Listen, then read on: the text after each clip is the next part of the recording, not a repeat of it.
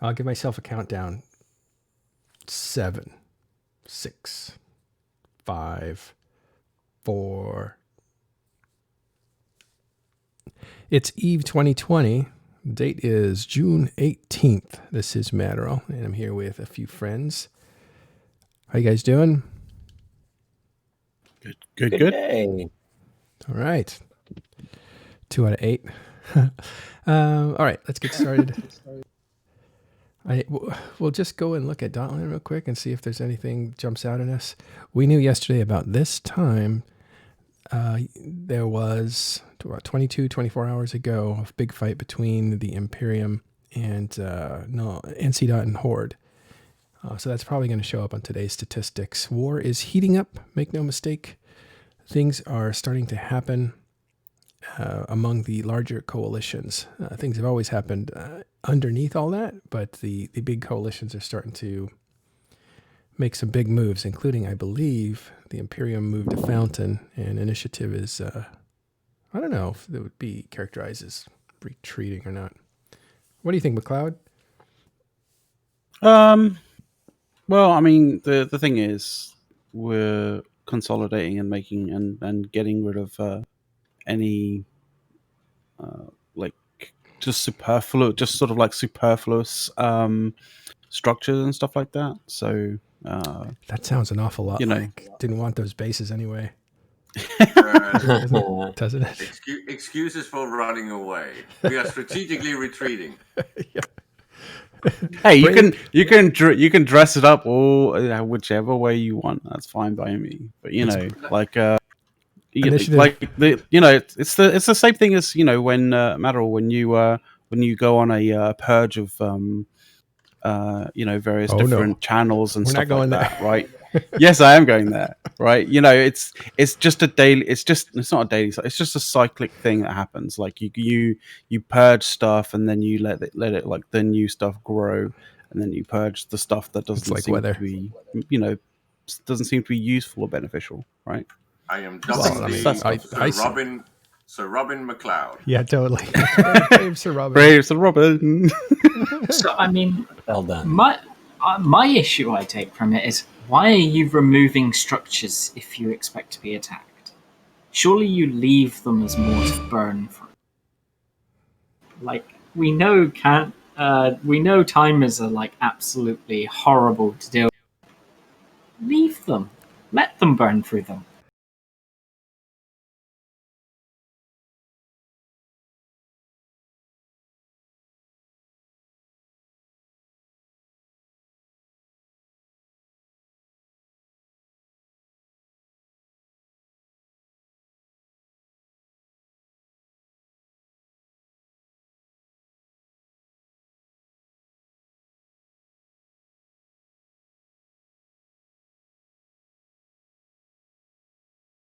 Thanks. I forgot all about that.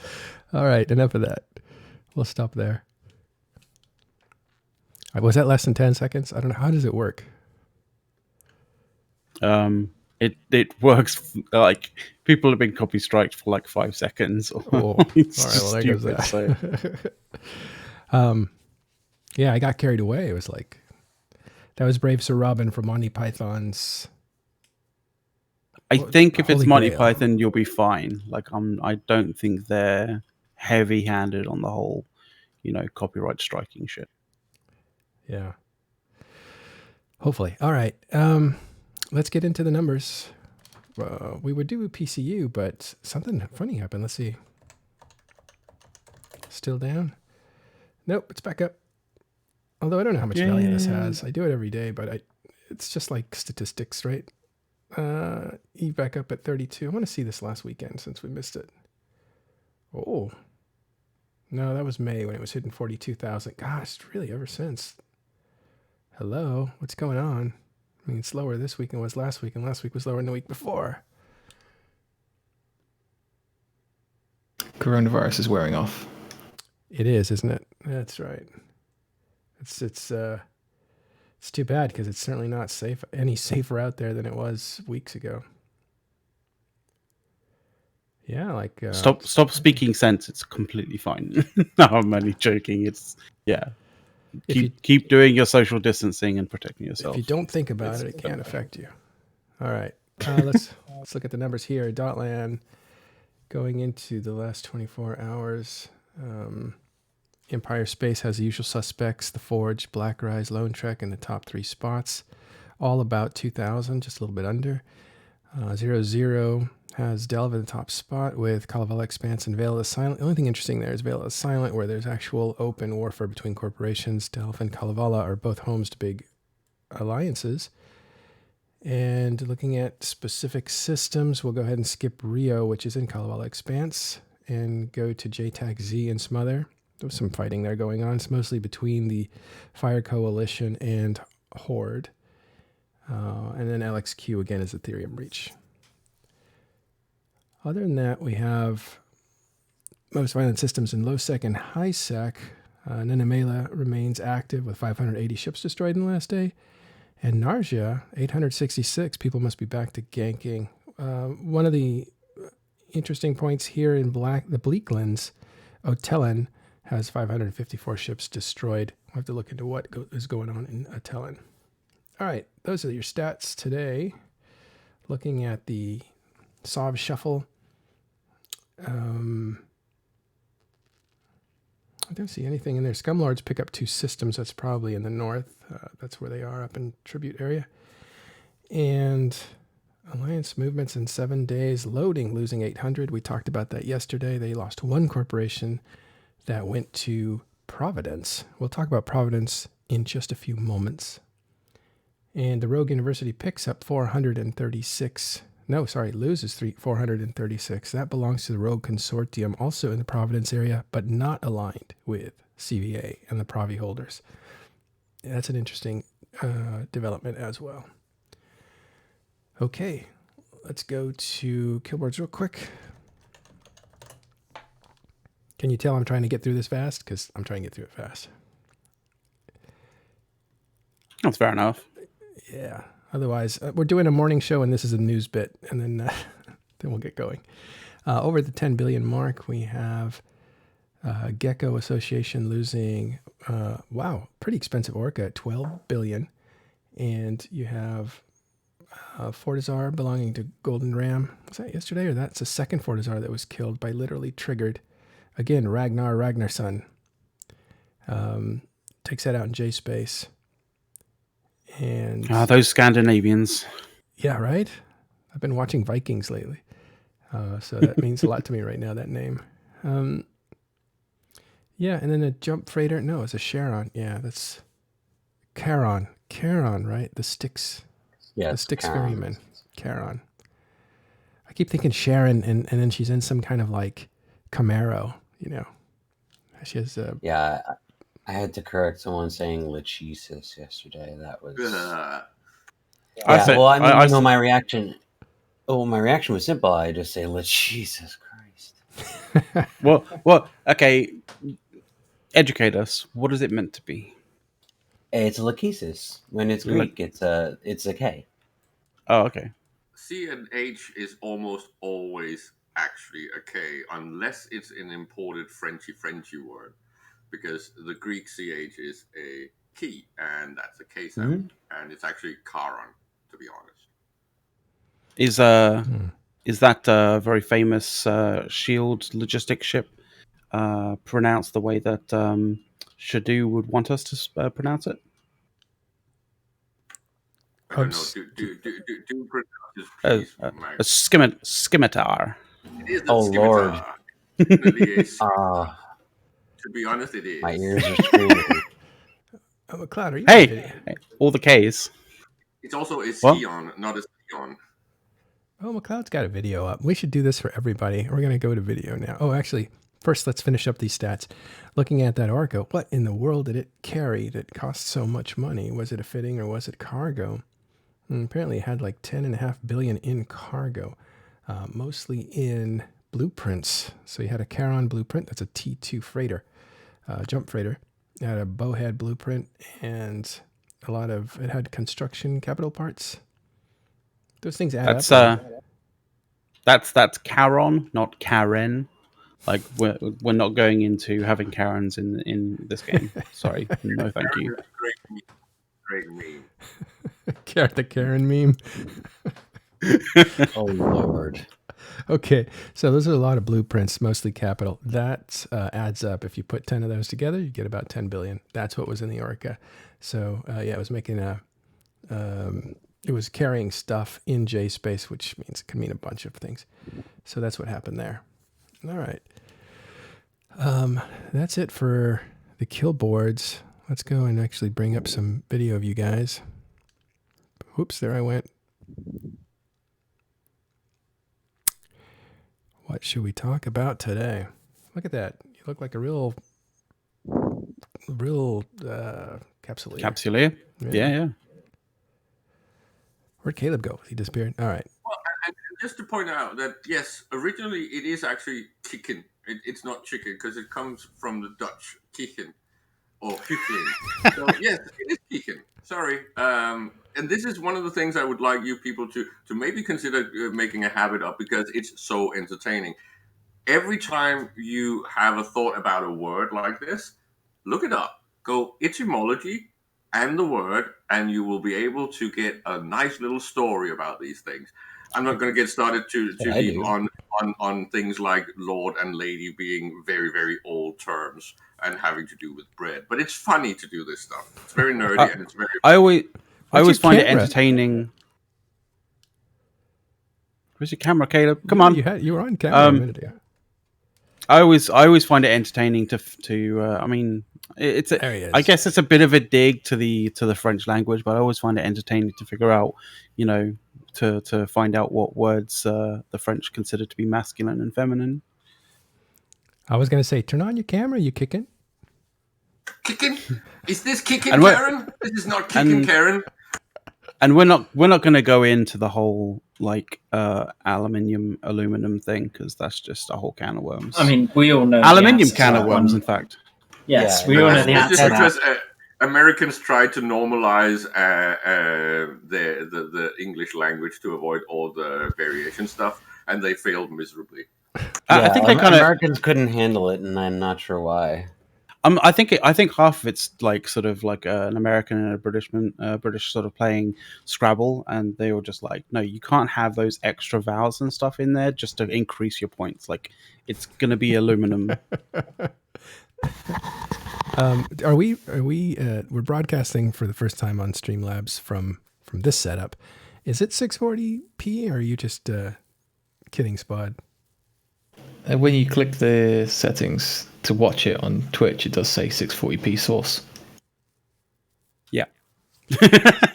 We'll sort that. We'll cross that bridge when when we do it next. I don't know, but that means that nothing will be part of it. Readable, right? Are you guys having trouble reading anything? Everything? I don't know. We'll fix it. I've always had trouble trying to read, like, what the hell Caleb has written on his fucking board on the back, but yeah, that's always been the case. Do you actually read Hebrew or ancient Greek? Because if not, it's not going to help you. It's all Latin to me, man. No, I just passed Latin day before yesterday, so I'm done with that. I don't need that shit anymore. You're the only person in modern day studying languages that are long dead. But I guess it helps if you're playing Assassin's Creed. Odyssey. Then I can actually read the ancient Greek inscriptions, yes. Yeah, okay, good. All right, let's look at... let's talk about... we have a few subjects to talk about. There's something that we've been kind of hitting at, but we haven't really covered it well, and that is Providence. So we have a couple guys in here going to tell us about what's going on there. Bard goes to Dr. Spodomane. I call you Spodmonium. You still not got that yet. Oh boy. So I got that. Maybe you should change it to Spodmonium. Yeah. Well, I don't even know how you'd write that. Can I buy you a name? Like, can I get you a better name? Call you like Kyle or something. I like this name. I like it quite a bit, to be honest. Dr. Spod. It started as a meme, and then I stuck with it, and I like it now. But you're not even a minor. And ER. Not really, no. Oh, okay. He mines via proxy. Yes. All right. So explain that one.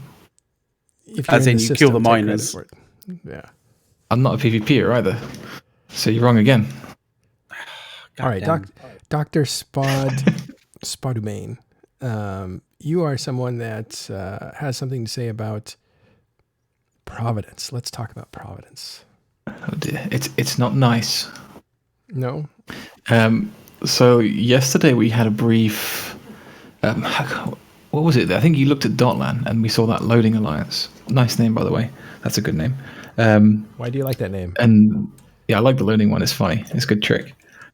So I fell for it several times. Like I opened their Alliance logo and I was like, yeah, is it going to turn into a nice logo or is it just going to sit there and be the star one, the default star one? Oh, it got me. Yes, Chotar, nice. That is my character name. You are really big brain. Anyway, yeah, so that's going on to sort of the subject. So yesterday we briefly touched on Providence after looking at that loading thing because they're related, they're buddies. And basically it seems like Provi got a little bit upset about what we said about them. And then they in order to try and, I suppose... Wait, what you said? Or yes, So like you asked me, why did I... So Marth was talking about a couple of people left Providence recently. And a couple of those people includes myself. And you asked, why? And I gave like a very airy summary without trying to go into too much detail because I like some people in Providence and I don't really want to be nasty to them. So this was the end. Stop, don't distract me, Caleb. This was the end of yesterday's It's true. It literally means burned out. It's Greek. You should take the camp one and be Kunzenite or Kunzite. I'd just like to say thank you to Streamer Store for raiding and hosting us, by the way. Keep turning off the camera. Let me go back for a second. So this is the end of yesterday's show. If you haven't seen it, go to the last 10 minutes of yesterday's show where we talk about, we're about to end, and Marv says, would you like to know some things about Providence? And I was like, yeah, we've been trying to keep up on what's going on in Providence. So we started talking about Providence, and then you heard that they weren't happy about the coverage, and go on. Well, it was more that they essentially, in their Slack channel, resorted to personal attacks in order to try and make me seem a bit silly, and therefore make my opinion on them invalid. You know, they, despite being an industrial alliance who doesn't do combat, they spent some time basically pointing at my killboard and going, "Ha! Look, he died." Yeah, we do that. And essentially, well, that's on you. I mean, I am tired because every single day that I hear something from Providence, every day I am more and more disappointed by how just juvenile and garbage their personality, I suppose, as a whole is. There's some great people in Providence, but their middle management and upwards is just a cesspit. You just said they're garbage, complaining about I can't stand them anymore. Okay, all right. Gloves are off. Because this has been a long-standing problem. I've got a nice, very long bullet-pointed list of all the unpleasant things that they have pulled in the brief time that I've been aware of them. Well, aware of them is the wrong term. In the time I've been interacting with them. Mm-hmm. Okay, well, first of all, let's start there. Providence, been around a long time. What's your relationship to them, and why are you knowledgeable even about them? So, I've only known before my first actual sort of person-to-person encounter, shall we call it, of them just through the stories. You know, they were always that interesting Amar supremacy kind of role play, interesting group that's managed to hold this space for forever until a day. And that was really interesting. And how we came to, well, I say we, I'm referring to my alliance because I'm the alliance director. Mm-hmm. We came to meet them because we still live in wormholes, mining in a C1 essentially. And then CCP came along and said, moons are changing, and that essentially destroyed our playstyle. We couldn't profitably live off the moons anymore in wormholes, so that was just a loss. So we had to find somewhere else to live, and I have a couple of friends in Apocalypse Now, who's one of the major components of Provi-Bloc. I think they're the second largest soft holder after CVA themselves. And they essentially consulted them, said, what do you recommend? And they sold us the Dream of Providence, which I think the Dream of Providence, shall we call it, is actually it's very real. You have got this quite nice open access, the NRDS life, which is the not read, don't shoot. So anybody can go there as long as you've not got a negative history with the locals, I suppose you could call it. You're free to live there. You're free to mine. You're free to rat. Nobody's going to bother you apart from roaming bad guys, as would be any world. To be clear, not read, don't shoot is a philosophy of don't kill everything you see. If it's not an enemy, if it's not red, don't shoot it, don't kill it. So neutrals can go into this nullsec area and exist without being harassed, except by pirates that come in to hunt those people. And Provi-Bloc, or Providence as we call it, Provi-Bloc is what we call them, Providence holders, or what their actual coalition is. They'll protect you if they can. They'll scramble a fleet to defend neutrals in the area when pirates are attacking them. That's the idea. And just to add on to that, well. Go on, Muff. And just to add on to that, some people think that the NRDS policy means that you've got to cos check absolutely everything that comes through, which, being who we are in Providence, most of the universe is read to us anyway. So some people come by telling us that we don't have targets to shoot. We have plenty of targets to shoot because of our cos list, and we've had so many people come through over the years that 3/4, most of the universe is red already. So when it actually comes to actual true neutrals, we don't actually get many of those. So there's plenty of content down there.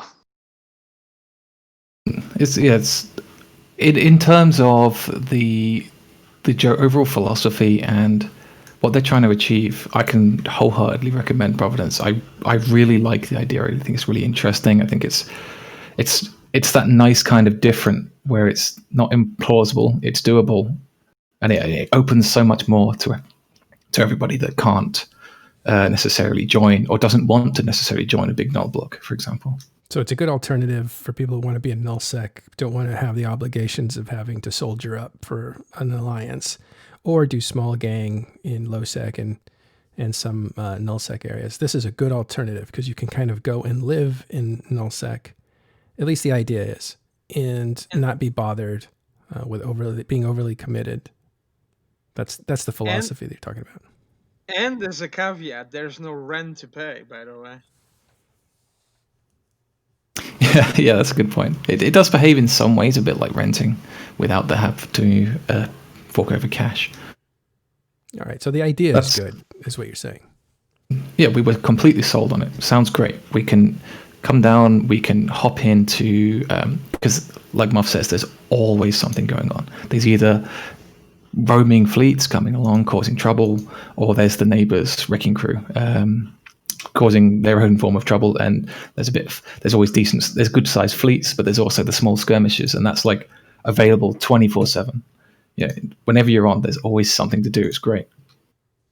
Yeah, as Chotar mentioned, you don't have to swear fealty to anybody. You don't have to say, "Mighty CVA, can I be your pet?" That's not how it works. You just turn up, be nice, job done. It's as simple as that.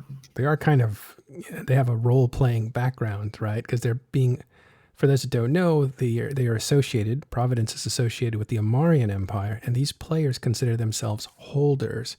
And in the backstory of EVE Online, Amarian have like an aristocracy of holders that hold space. They're basically giant landowners. And so these are the RP, these are players RPing, role-playing that they are among like the aristocracy of Amar. I think it's something like that. Yeah, they're trying to be almost like their own Concord would be. Maybe a bit of a stretch, but they're trying to like police that space almost as if it was high sec. Right. Okay. As is with high tech, it's free for all to anybody to come along and they use it. consider it empire space as far as they're concerned, and they're going to try to keep it that way. I see. So they're an extension of the Amarian Empire. That's the way they see themselves.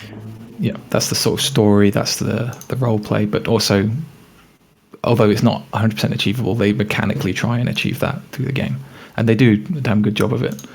They've been evicted a few times in the past, but who hasn't? I think historically 3 times to my count, 3 or 4 depending on how you count it. But also, Gator says, and you don't need standings to live in Provi. I think we talked about that.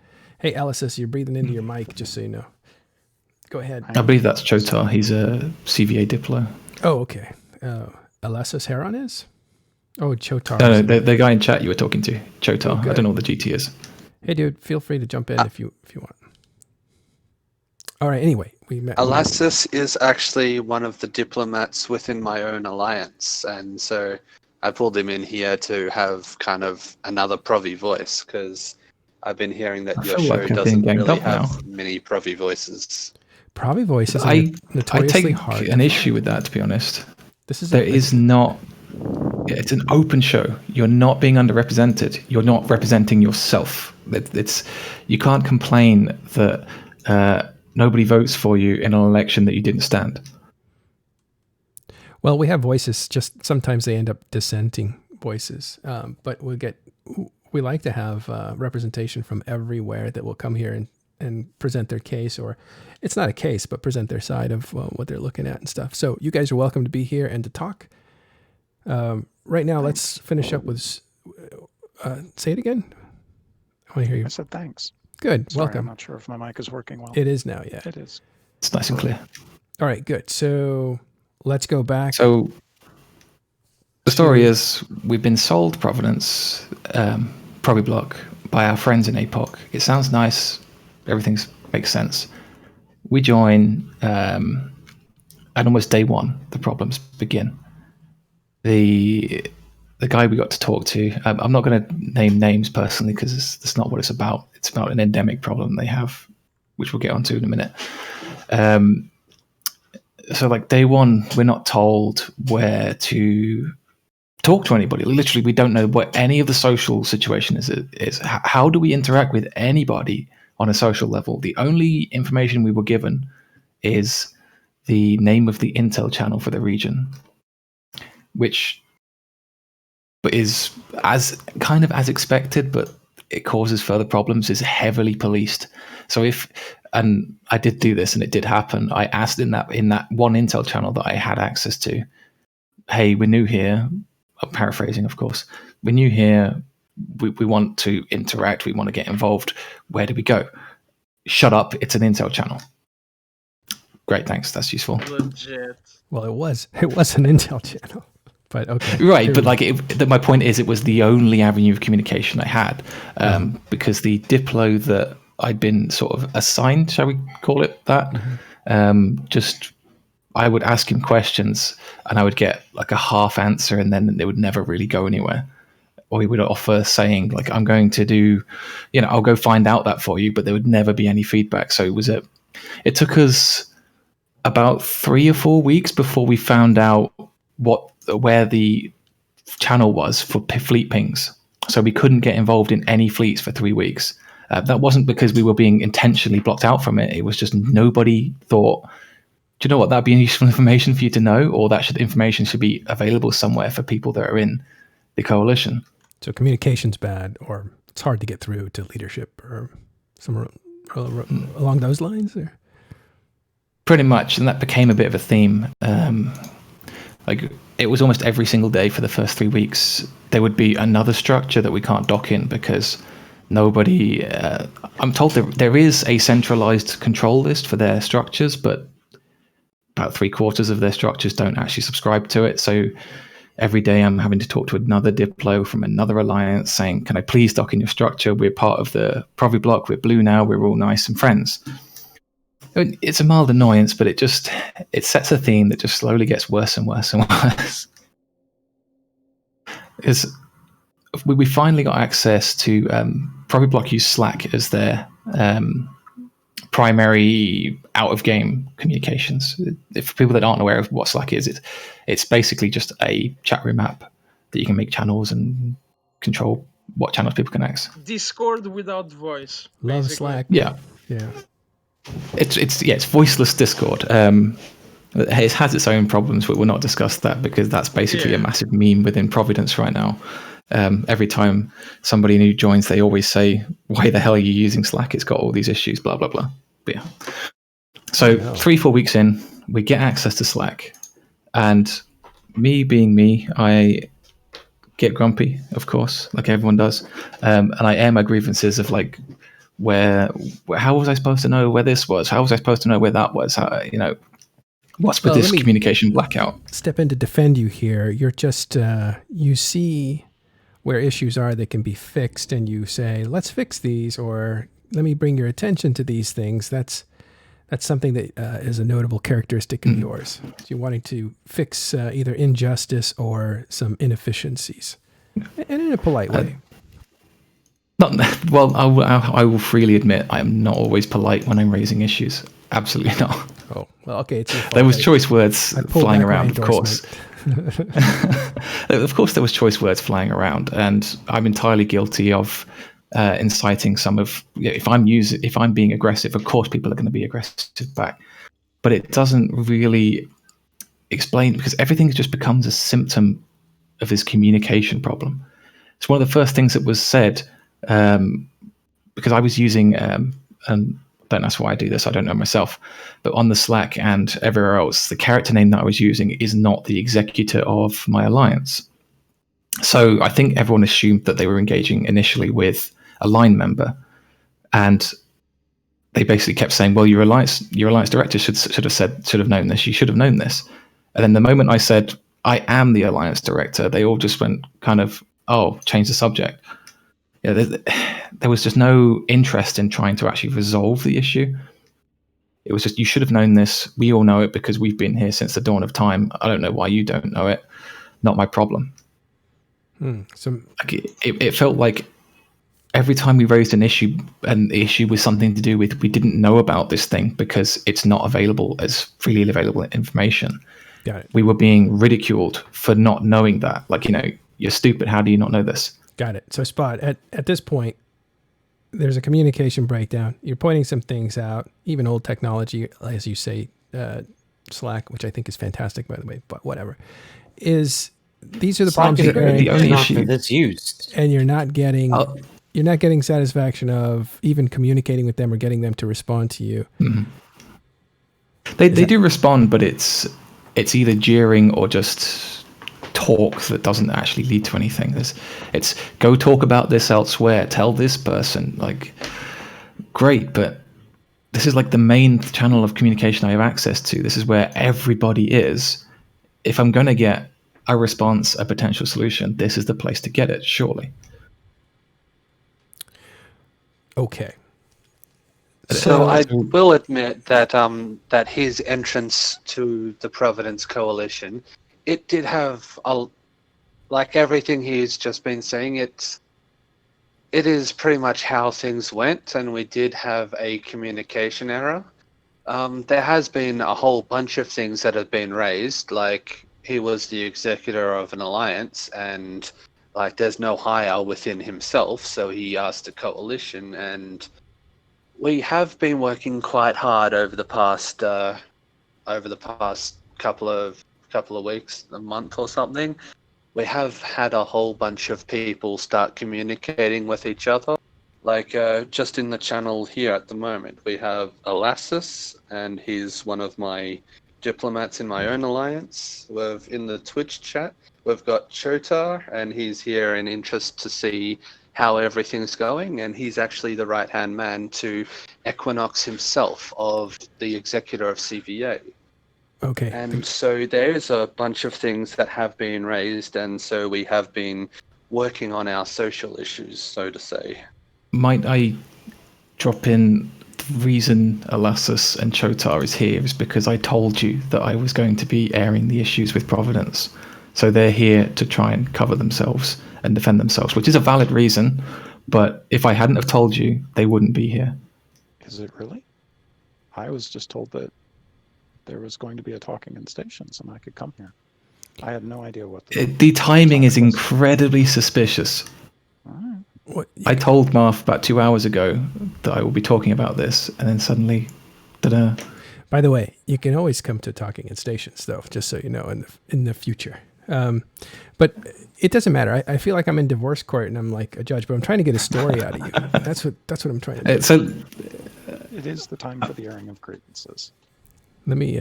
So I can continue the story carries on, and I'll give just a few because it's too long, the list, and I don't want to tie you up forever. Just a few of the key examples. Sure, go on. For a second, Spot. Sure, just for my own sake, can you tell me what alliance were you with? I didn't catch ISK that. Enterprises. Now, okay, you were with ISK. Okay. Now laugh. No. Quick point on my killboard. Yes. No, I only know about your experience from what I heard from Marv, which was that your onboarding was rather difficult. It goes beyond the onboarding, which is where we're going to get to next in my story. Okay. All right, let's go to what's next. So absolutely feel free to interject. I don't mind. So Spod loves the idea. Hold on. Spod loves the idea, brings his alliance to it, ends up not getting a lot of good communication. Onboarding isn't as well as it should, and then what? So this communication issue just starts manifesting itself in all kinds of different ways. Like there was no information whatsoever about blue moons. Are they mineable? If they're not, do you have to ask permission to somebody? Do you have to pay taxes to somebody? Just how does that work? If I want a moon mine in Providence with a friendly moon, who do I talk to? How do I get that set up?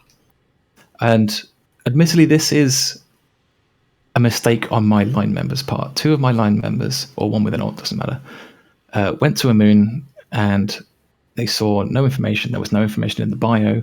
I hadn't fed them information because I hadn't gotten any. There was no information of the structure bio, the court bio, or the alliance bio, or in the Diplo channels, which they also joined for that alliance and asked, can we mine this moon? And got radio silence. And then, so what happened is these two guys essentially mine a blue moon, about 100 million's worth. What's the word? Unconsensually. Whoa. Okay, so they're not supposed to do that. That's not okay, of course. That's not okay. I don't endorse them doing that. Don't steal people's moon ore. It's not okay, right? Wow. But the response from, I think it was the CEO that owned that Athanor and that moon, or whatever structure it was, he sends my two court members, not me, not any of the Diplo contacts, not the executor, nobody except for the line members, and emails essentially demanding all of the ore that they've mined, not a tax rate, nothing, just all of it. Otherwise, I will set your entire alliance as kill on sight, which is essentially like a death sentence for anybody that lives in Providence.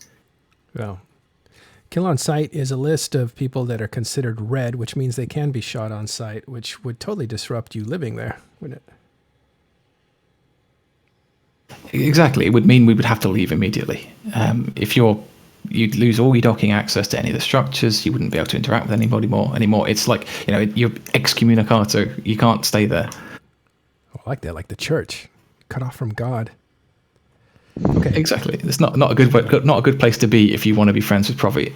And so I did not take kindly to essentially a death threat in the terms of Eve for daring to tickle somebody's moon because you didn't tell them what to do. It was this extreme aggressive response.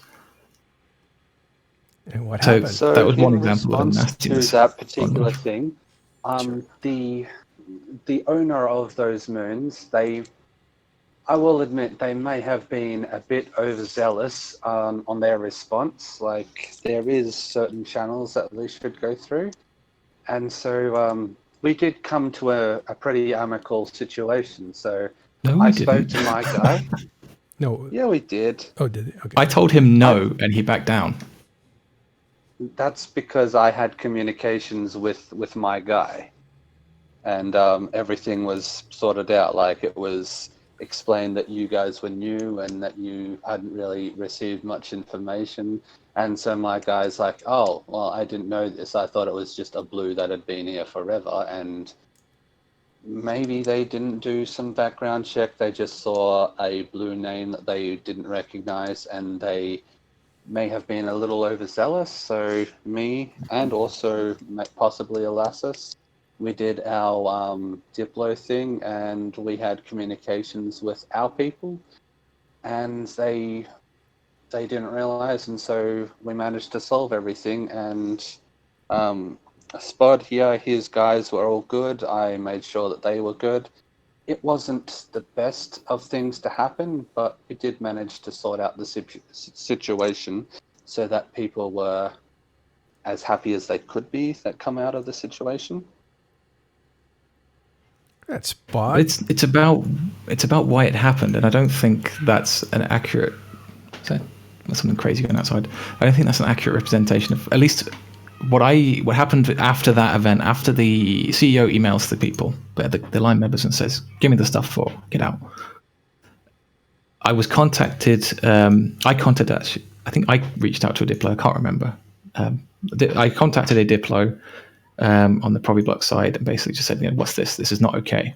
Because I only found out about it, and this is the core problem with this event.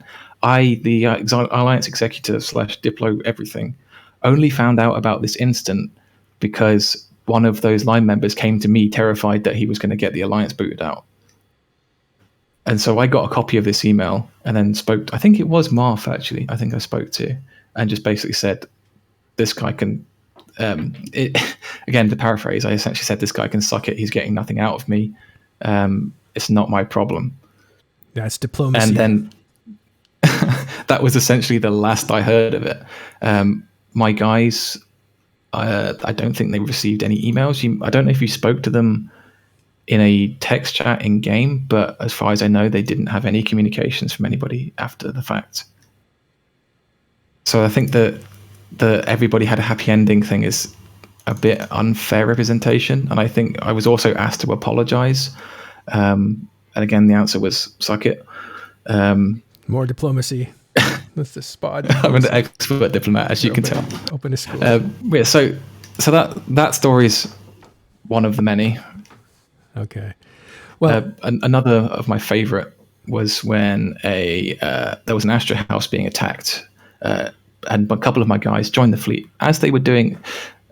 I suppose I might want to give myself some more points here by saying that, like, every day, my guys, at least 3 or 4 of them, and we are a very small alliance, so 3 or 4 is actually not bad for us. 3 or 4 of them would be in pretty much every pinged fleet that was around while they were awake, and they were helping and they were helping and they were helping. We racked up plenty of kills and fleets. We were trying to pull our weight. We were doing as much as we could to help, and we helped defend this Astra house. I think it was successfully defended because it didn't die. And after the fight, my guys wanted to dock in it to rest. A story we've had 1,000 times before. Docking request denied. Okay, who's the Diplo? Off I go to talk to the Diplo. Hello, Mr. Diplo. My guys can't dock in this Astra house. What's going on? And so the guy, he just simply replies with a name and says, "Email this guy." And me, being an insufferable asshole, basically rolled my eyes and went, "Oh, God damn it." I used more choice words than that, but I said, "Oh, God damn it," out of frustration. Mm-hmm. And then this Diplo goes then to further explain something I didn't know. He asks me, "Do you know the story behind this Astra house?" Of course, I say no, because I don't know anything about it. He tells me it's just recently been anchored and the access control lists haven't been set up. So I just replied, "Oh, it's just not ready. So it's not just set up yet. That's all that's wrong with it. It's just not prepared. Okay, I'll leave it. Well, good. If it's not done yet, it will be done at some point. Life can continue as normal." And before I close this chat window, he suddenly goes on a tirade because I swore. So obviously things get heated. I reply with, "Well, next time, don't waste my time telling me to email somebody else and just tell me the story of this Astra house, because I clearly didn't know." And in response, he resets my entire alliance to neutral and blocks us from all of his structures. All right. Best pod. We're going to tell you, stop cursing. But okay, so we've heard it sounds more like a power trip, if anything. It sounds like someone's on a power trip. And it's exactly what it's not the first time I've heard stories like this. I remember, I've said to you about stuff before, Matt, but I remember back when I was there and you had certain alliance leaders just resetting and threatening to shoot people because you're mining our belts and we don't want you mining them. It did eventually get resolved. Spot, it's 2020, and I am happy that in the last 10 years, nothing has changed in Providence.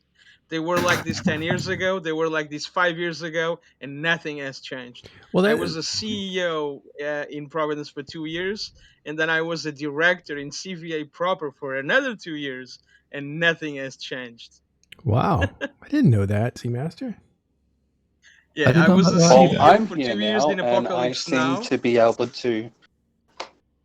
Well, now that I'm here, like I seem to have the mosquito effect. Whereas if something doesn't happen, then I'll ask them tomorrow, and then they're like, "Oh, I forgot," or "This thing doesn't happen." I'm like, "Well, okay, do the thing," and then I'll just keep being a mosquito until the thing gets done, and then it gets done.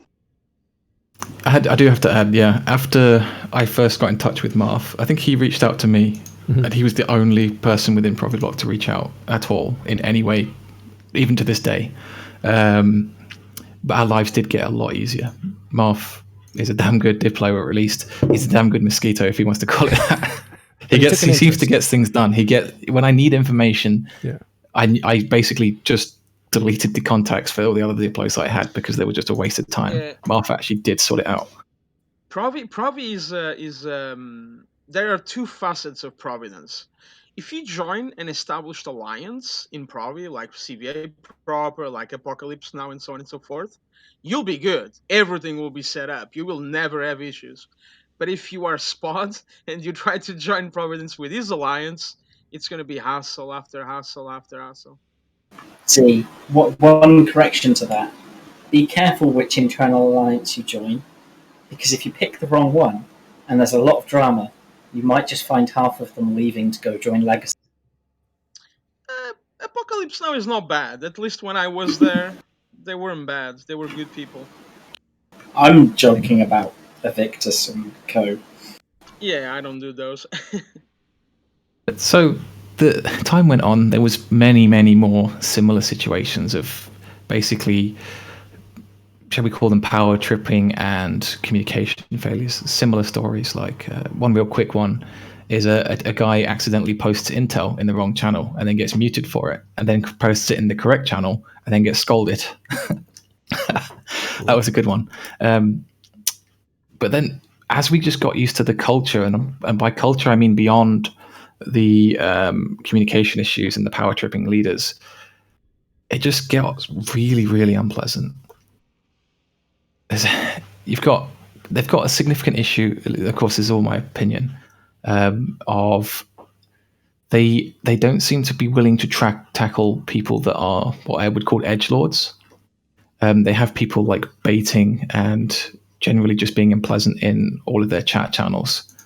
Mm-hmm. Like one thing I saw quite often between two particular individuals, and I won't name them, where one guy would essentially bait the other, and then he would continually bully the other one, while the victim is quite literally pleading, you know, I don't like this, please stop. And this was happening in a main public channel, and this is not a one-off event.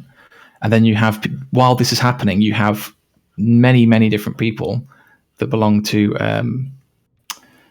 the whole Provi-Bloc encouraging the bully and jumping in and jabbing the guy. There's a massive culture of just being an asshole to people that you feel are below you. Well, they've also got this is where it gets real drama llama, a homophobia issue. What? Armor? It sounds awful. Amarian. Armor phobia. Homophobia. Are you sure this isn't just roleplay? What the heck is armophobia? Homophobia. Come on, Matro. Oh. I didn't know you were using code words. Okay. There's a couple guys there's one guy in particular who pretty much constantly is known. No, sorry, that's wrong. Let me correct myself. He's known for semi-regularly posting homophobic rants, like "we are gays kissing," bleh, kind of pathetic level of homophobia, which is, it's annoying, but it's not stamped out. And then you have a particular FC who's known for calling people in local fags, and I apologize for using that word, but I'm quoting directly. And I've been told, I believe, I'm sorry, Marv, but by you, that one of the reasons this FC's kept around, despite the fact he's known to be generally a very unpleasant individual, he seems to be a bit of a teenage angsty edgelord that just hasn't found his place yet. But he's kept around simply because he's a half-decent MC and they can't find anyone else to replace him right now. And that's a paraphrased quote that I received from a CVA Diplo. I want to answer that one, but I'm not going to answer that because that spoils too much. But then there's all the other typical issues like doctrine ships on market marked up from anywhere from 50 to 200%. You can't go from that topic to market shenanigans. But let's go back to that in a second. I actually will have to come right back. McLeoder, Caleb, you guys, either one of you guys here? Yeah, all right, well, let's actually hear from Providence about that last one. Like, how do you guys deal with edgelords and stuff? I'll be right back. Wait, what? Who was he asking? I don't know. Alexis, would you like to take this one? Am I being addressed? Am I speaking for Providence? I'm.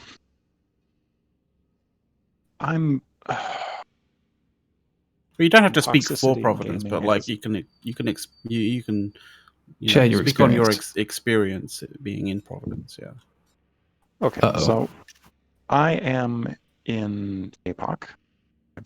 I've been in APOC for a couple of years. I should introduce myself a little bit. I've been in Providence proper, on and off since 2008, so about 12 years. I was there during one of their last evictions from AAA, but then came back right after the PL eviction when Legacy retook Providence. So I've been in and out. I can honestly say my own experience in APOC has been the least toxic experience I've had. I left my old alliance because I was having problems with toxicity. And on the other, and I think in general, at least I speak in my experience in dealing with APOC's leadership because I only deal with them really directly, internally. Like they're my execs, so I talk to them. I speak for any. My experience there has been nothing but positive. On the other hand, this is a really difficult issue to deal with. And I think maybe for me, my experience has been that Providence, I think a lot of the trouble people have, certainly with your experience, it sounds like, but other alliances I've dealt with who have tried to come into Providence and have had a lot of difficulty. I think the problems a lot of times that we have stem from Providence not really being even like a unified coalition in the way that Legacy or is. It's a much more messy coalition. And so the thing with structure ACLs, we have a policy that in APOC that we have specific ACLs for Athenors, which are different strategic structures, Azuses and 40s, right? Because we don't want some rando coming in and our moon drills for us. But other alliances have other policies, and we don't have a centralized leadership that tells every alliance head, here's your blue list, here's the list of people who have access to these kinds of structures, here's the list of people who have these. It ends up being a lot more diffuse, are a lot more federated, I guess would be the word. And that makes it very difficult, I think, for new alliances moving in. It's like some other guy said, when you move into Providence as a new alliance, it's a lot more difficult than just joining an alliance that's already there. I think for this reason, because you have to go to every CEO or every alliance exec and say, hey, can I get blue on with your alliance? Can I get onto your structure ACLs? I dealt with another alliance a couple of years ago that was like that. They were also guests of APOC. Similar experience. It was very difficult for because they just couldn't use bridges. They couldn't get in the Keepstar. They couldn't dock in the structure they were supposed to be defending. Eventually, I think they couldn't keep going. They got tired of it. It's kind of a unique experience, I think, for good and in that respect. I think people coming into Providence, I agree too with the idea of promise of what Providence can be. I very much believe in it. But I think it's a consequence of that promise that it's also a lot more work to keep the social group going because we're a lot less unified. We're a lot less tied together under some single coherent command structure. I mean, like you almost can't. In a lot of ways, we're almost not like a block so much as a bunch of groups that have a common set of goals that work together. Can I? Sure, go. You've not tackled the issue of. I'm sorry if you were going to get to it, but it just didn't feel like you were. I'm long-winded. Sorry. Why is this FC who is openly abusive and homophobic tolerated?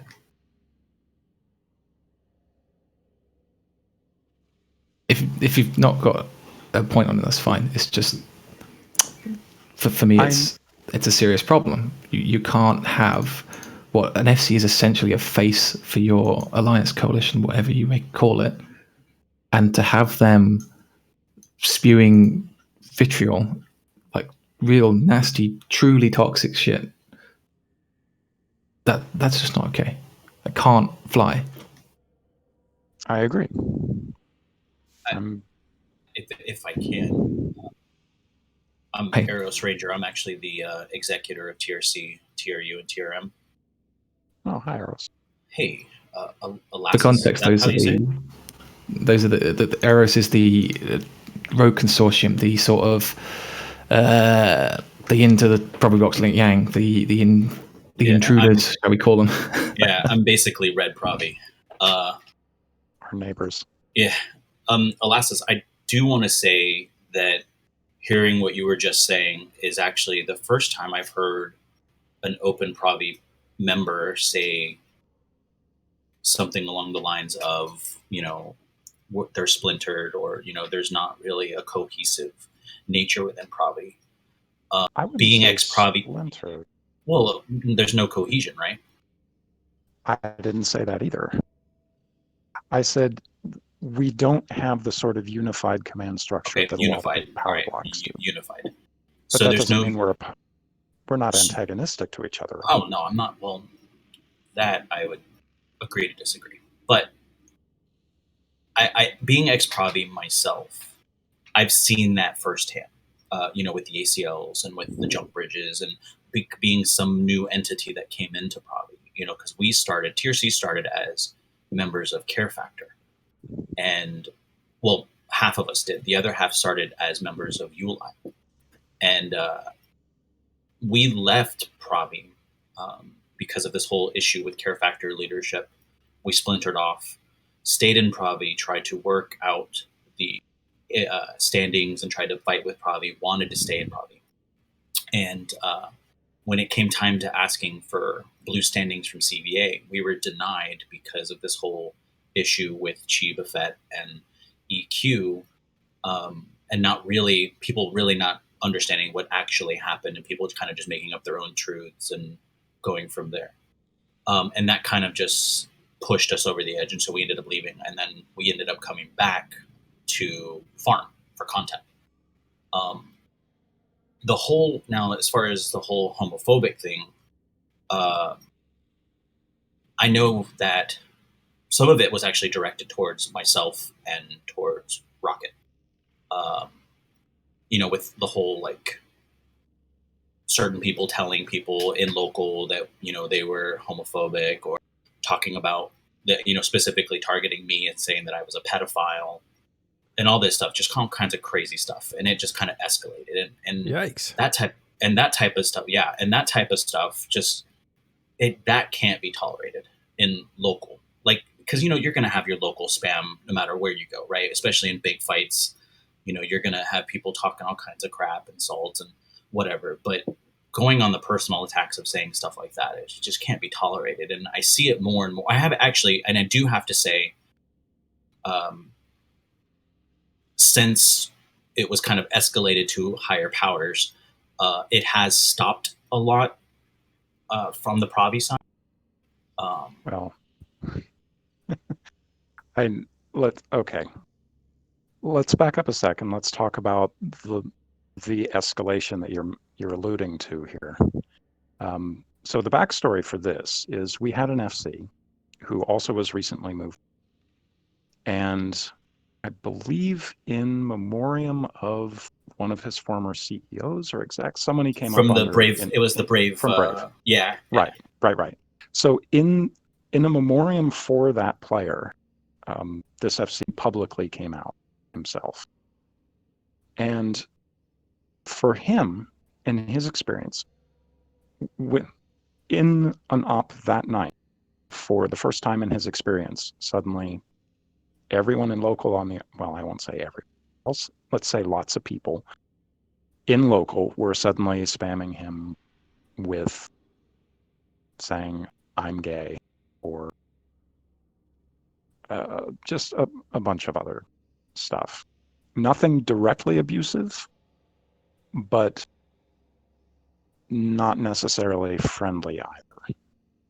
That was what was the cause on our side for why people started filing complaints and why that got escalated. I think there's a very fine line between being ironically flippant and producing and giving the impression that you are dogpiling somebody in the middle of a very vulnerable experience. And I have never been in a position where I've had to say something about myself publicly that might in certain contexts be dangerous for me. So I don't know what that's like, but I know talking to that FC that it was, for him, absolutely terrifying. Right. And it was extremely, he took that as a sort of group bullying. Well, yeah, he took it as an attack. I can understand that. He took it as an attack. I actually reached out to said FC on a side note. I actually went through his CEO or his exec of his alliance to get in touch with him and send him a message because I, in fact, am gay. And so I reached out saying, "Hey, listen, everything's going to be fine. This is going to be good. If you need help, if you need somebody to talk to, this, that, and the other." Yeah. When it escalated even more, though, with the constant attacks on my side, excuse me, not my side, but towards my side, and people reporting and things like that, people just reporting all kinds of just random stuff and doing all that stuff. I actually reached out to that executor and him and had a conversation with them about it. And when I asked to see where these attacks were coming from, what the local conversation was, he was like, "That's not what happened." So he took it differently than what it was meant to be, because there were people in that local that said, "I'm gay," but it was people that were actually gay in support of. And he took it incorrectly. That was largely, and that just kind of escalated out of control, and it just went a whole different direction than what it was supposed to. But there were people that took that to try and escalate issues even further that just had no business in being involved in that. But also, it shouldn't have just been in local anyways. Like on our end, on y'all's end, on anybody's end, it just should have been left out. Like nobody needs to be feeling like that, especially in a vulnerable situation of that nature. I agree. So I think wrong was done on both sides of the aisle. And, you know, and we can go back and forth on that and discuss like who was wrong and who did what and escalate, because, you know, us being the red side of it and you guys being the blue side of it, or however you want to look at it, the colors, we're each going to be able to say, well, you guys escalated, and you're going to say, well, we escalated, and blah blah blah. So but I think we can agree that any sort of talk like that, homophobic or the pedophile crap that was being spurged towards me, is wrong. You know, because when I would go into 90Y local, and there would be a few key people that I will keep unnamed, that would just throw crap in local. Who know what they did? Yeah, who would throw crap in local about me liking little boys and me being gay, and they would kind of put it together as because I'm gay, I'm also a pedophile.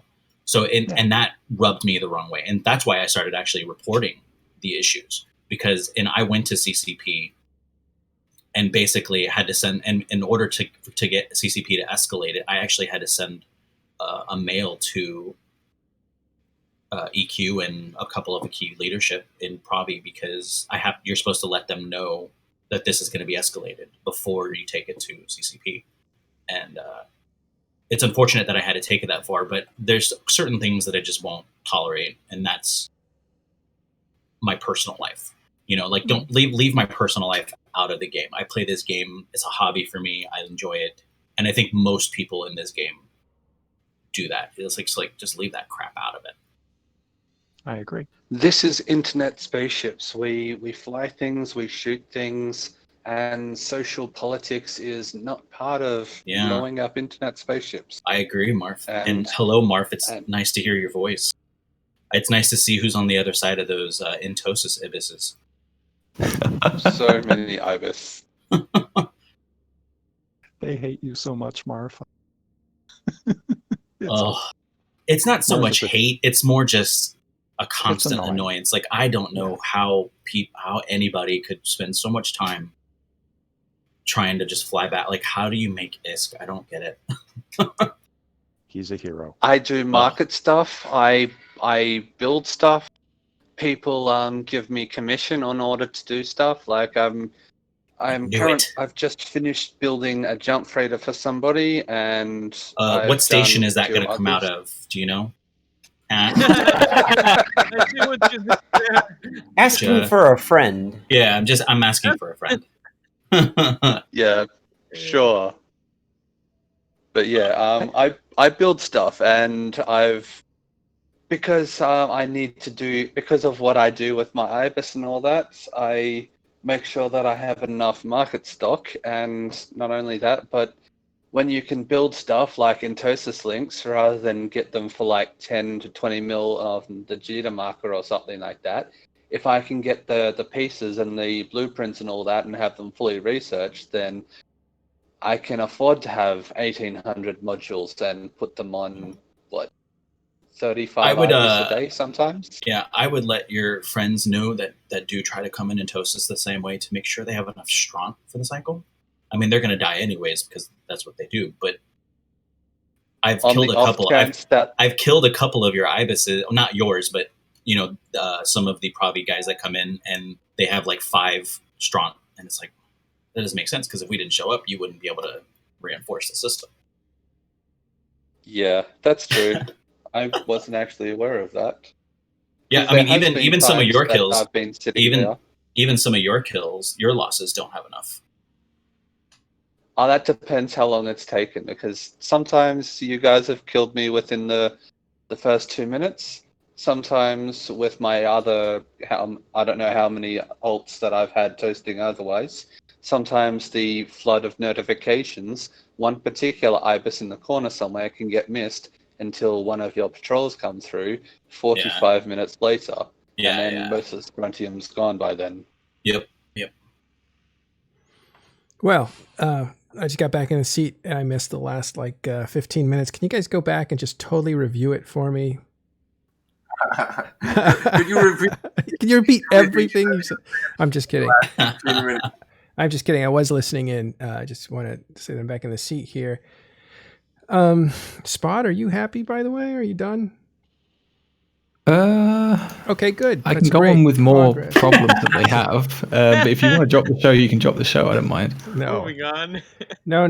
I wanted to make sure, like, everything was getting out there, because it sounds like you guys are kind of in agreement.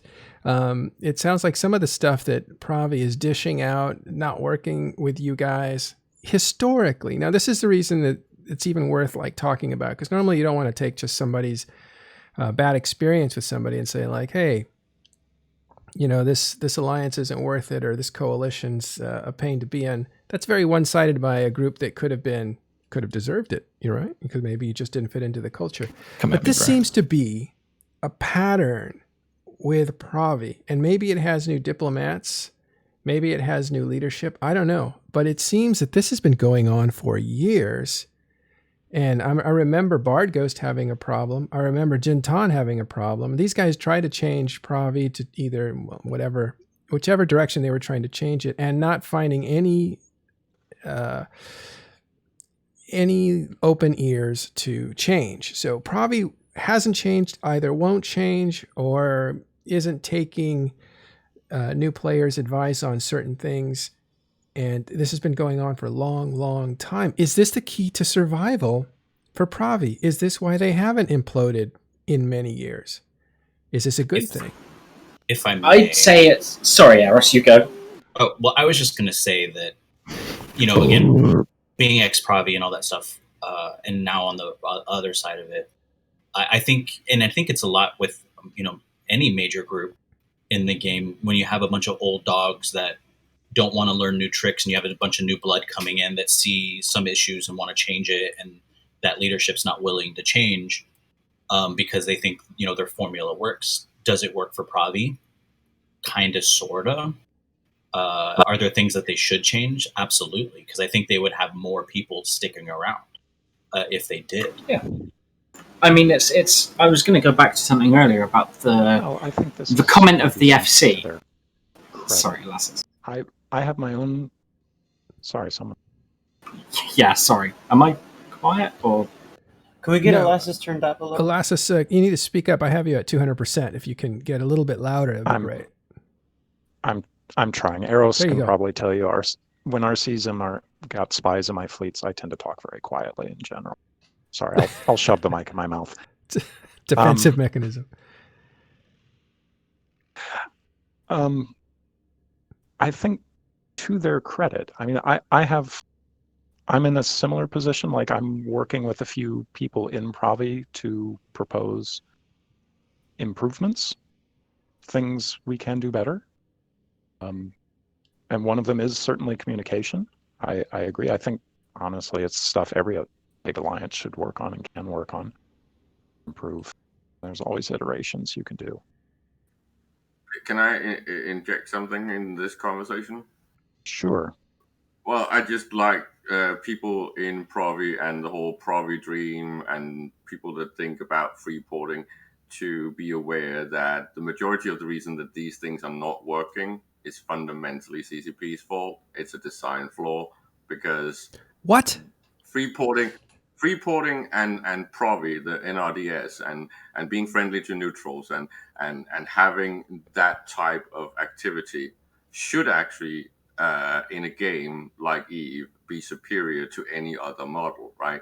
Because, okay, this is maybe a little bit in the weeds, but from an ecosystem and economic point of view, that should be the superior strategy, because it is essentially like having the blue donut, right? You are allowing activity from everyone, and you should benefit from that. It's a design flaw that it doesn't work. Man, Caleb, you make me really want to speak up, but this isn't my talk, so I'm not going to. Can we keep this on Provi, not game mechanics? I like Caleb's ability to turn everything into flawed design and whatnot. Provi-Bloc history and free porting history in EVE is essential, because this has been tried since 2004, right? And the fact that it doesn't work is that there is something wrong with the fundamental design of EVE Online. I'm afraid I'm going to have to hijack this. The reason... So Provi-Bloc on a mechanical level is serviceable, but that's not what I was sort of came here today to talk about, I suppose, necessarily. Like our dear friend Chotar has just demonstrated about 5 minutes ago in the chat that they're just completely, got so much to go through, completely unable to deal with criticism. For example, when I quite gently criticized them yesterday, they responded by trying to tear apart my kill board. Today, Bard had criticized them in stream chat, and they just, instead of responding with any kind of useful, what's the word, any kind of real engagement, it's just, Bard, you're bitter. They just... Well, I mean, I know who the bitter ones are. There was a meeting recently. I can't remember the context of the calling for the meeting or or who was there. I'm not very good with the names because I wasn't there long enough to know them. But a few, like, tragic, in my opinion, like absolutely tragic in every meaning of the word, things happened during that meeting. They were discussing quite an actual good plan to improve their ADMs, I think is the rough suggestion. Of they were going to mine and rat in groups, and there was going to be a whole plan to do that, which sounds great. Oh, you're talking about the meeting I ran. Good. Glad I'm here. I'm guessing that's the one. So sorry, I didn't recognize your voice. You must be using a different mic. Yes, but yeah, that was. Well, anyway, so during this meeting, and I can't remember who said what. Just I know this was said. A guy raised that he can't join PvP fleets for medical problems. And he's struggling because he keeps getting abuse. He keeps getting people telling him to get in the fleet, you suck, essentially, if you don't get in the fleet, which is something I can attest to because I've seen it in their fleet channels myself. And the response he got from that was, don't take it personally. When somebody's saying that, oh, I'm being abused about something I have no control over, to tell them to not take it personally is, you're basically victim blaming. And I hate to use the scary social justice warrior word, but it is victim blaming. And then it's moving on from that, during that, sorry, go in Dutch.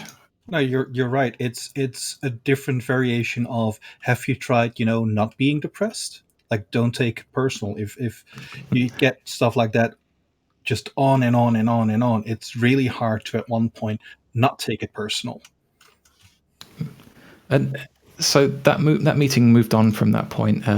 Some more stuff was discussed. It's not relevant to what we're talking about here. And then somebody brought up something that caused them to go on to the statement of, we respect everybody, including our enemies. Everyone deserves respect. I can totally get behind that. And then maybe 45 seconds later, somebody then went on to say, I'm not sure if it was you, Alessis, I don't think it was, but it was somebody who was leading the meeting, but maybe not the number one, to say, oh, we have a disadvantage against Wrecking Crew because we actually have lives and loved ones, so we can't play a lot. Respecting everybody and telling them that they don't have loved ones and don't have lives are polar opposites.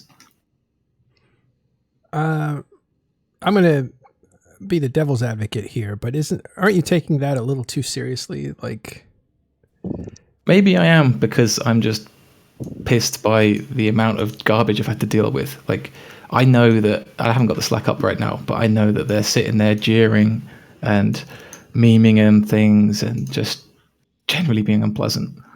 Like, sure about that. Accusing opponents of not having a life is like one of the tales as old as time. Like, I have not been in a group that has not done that.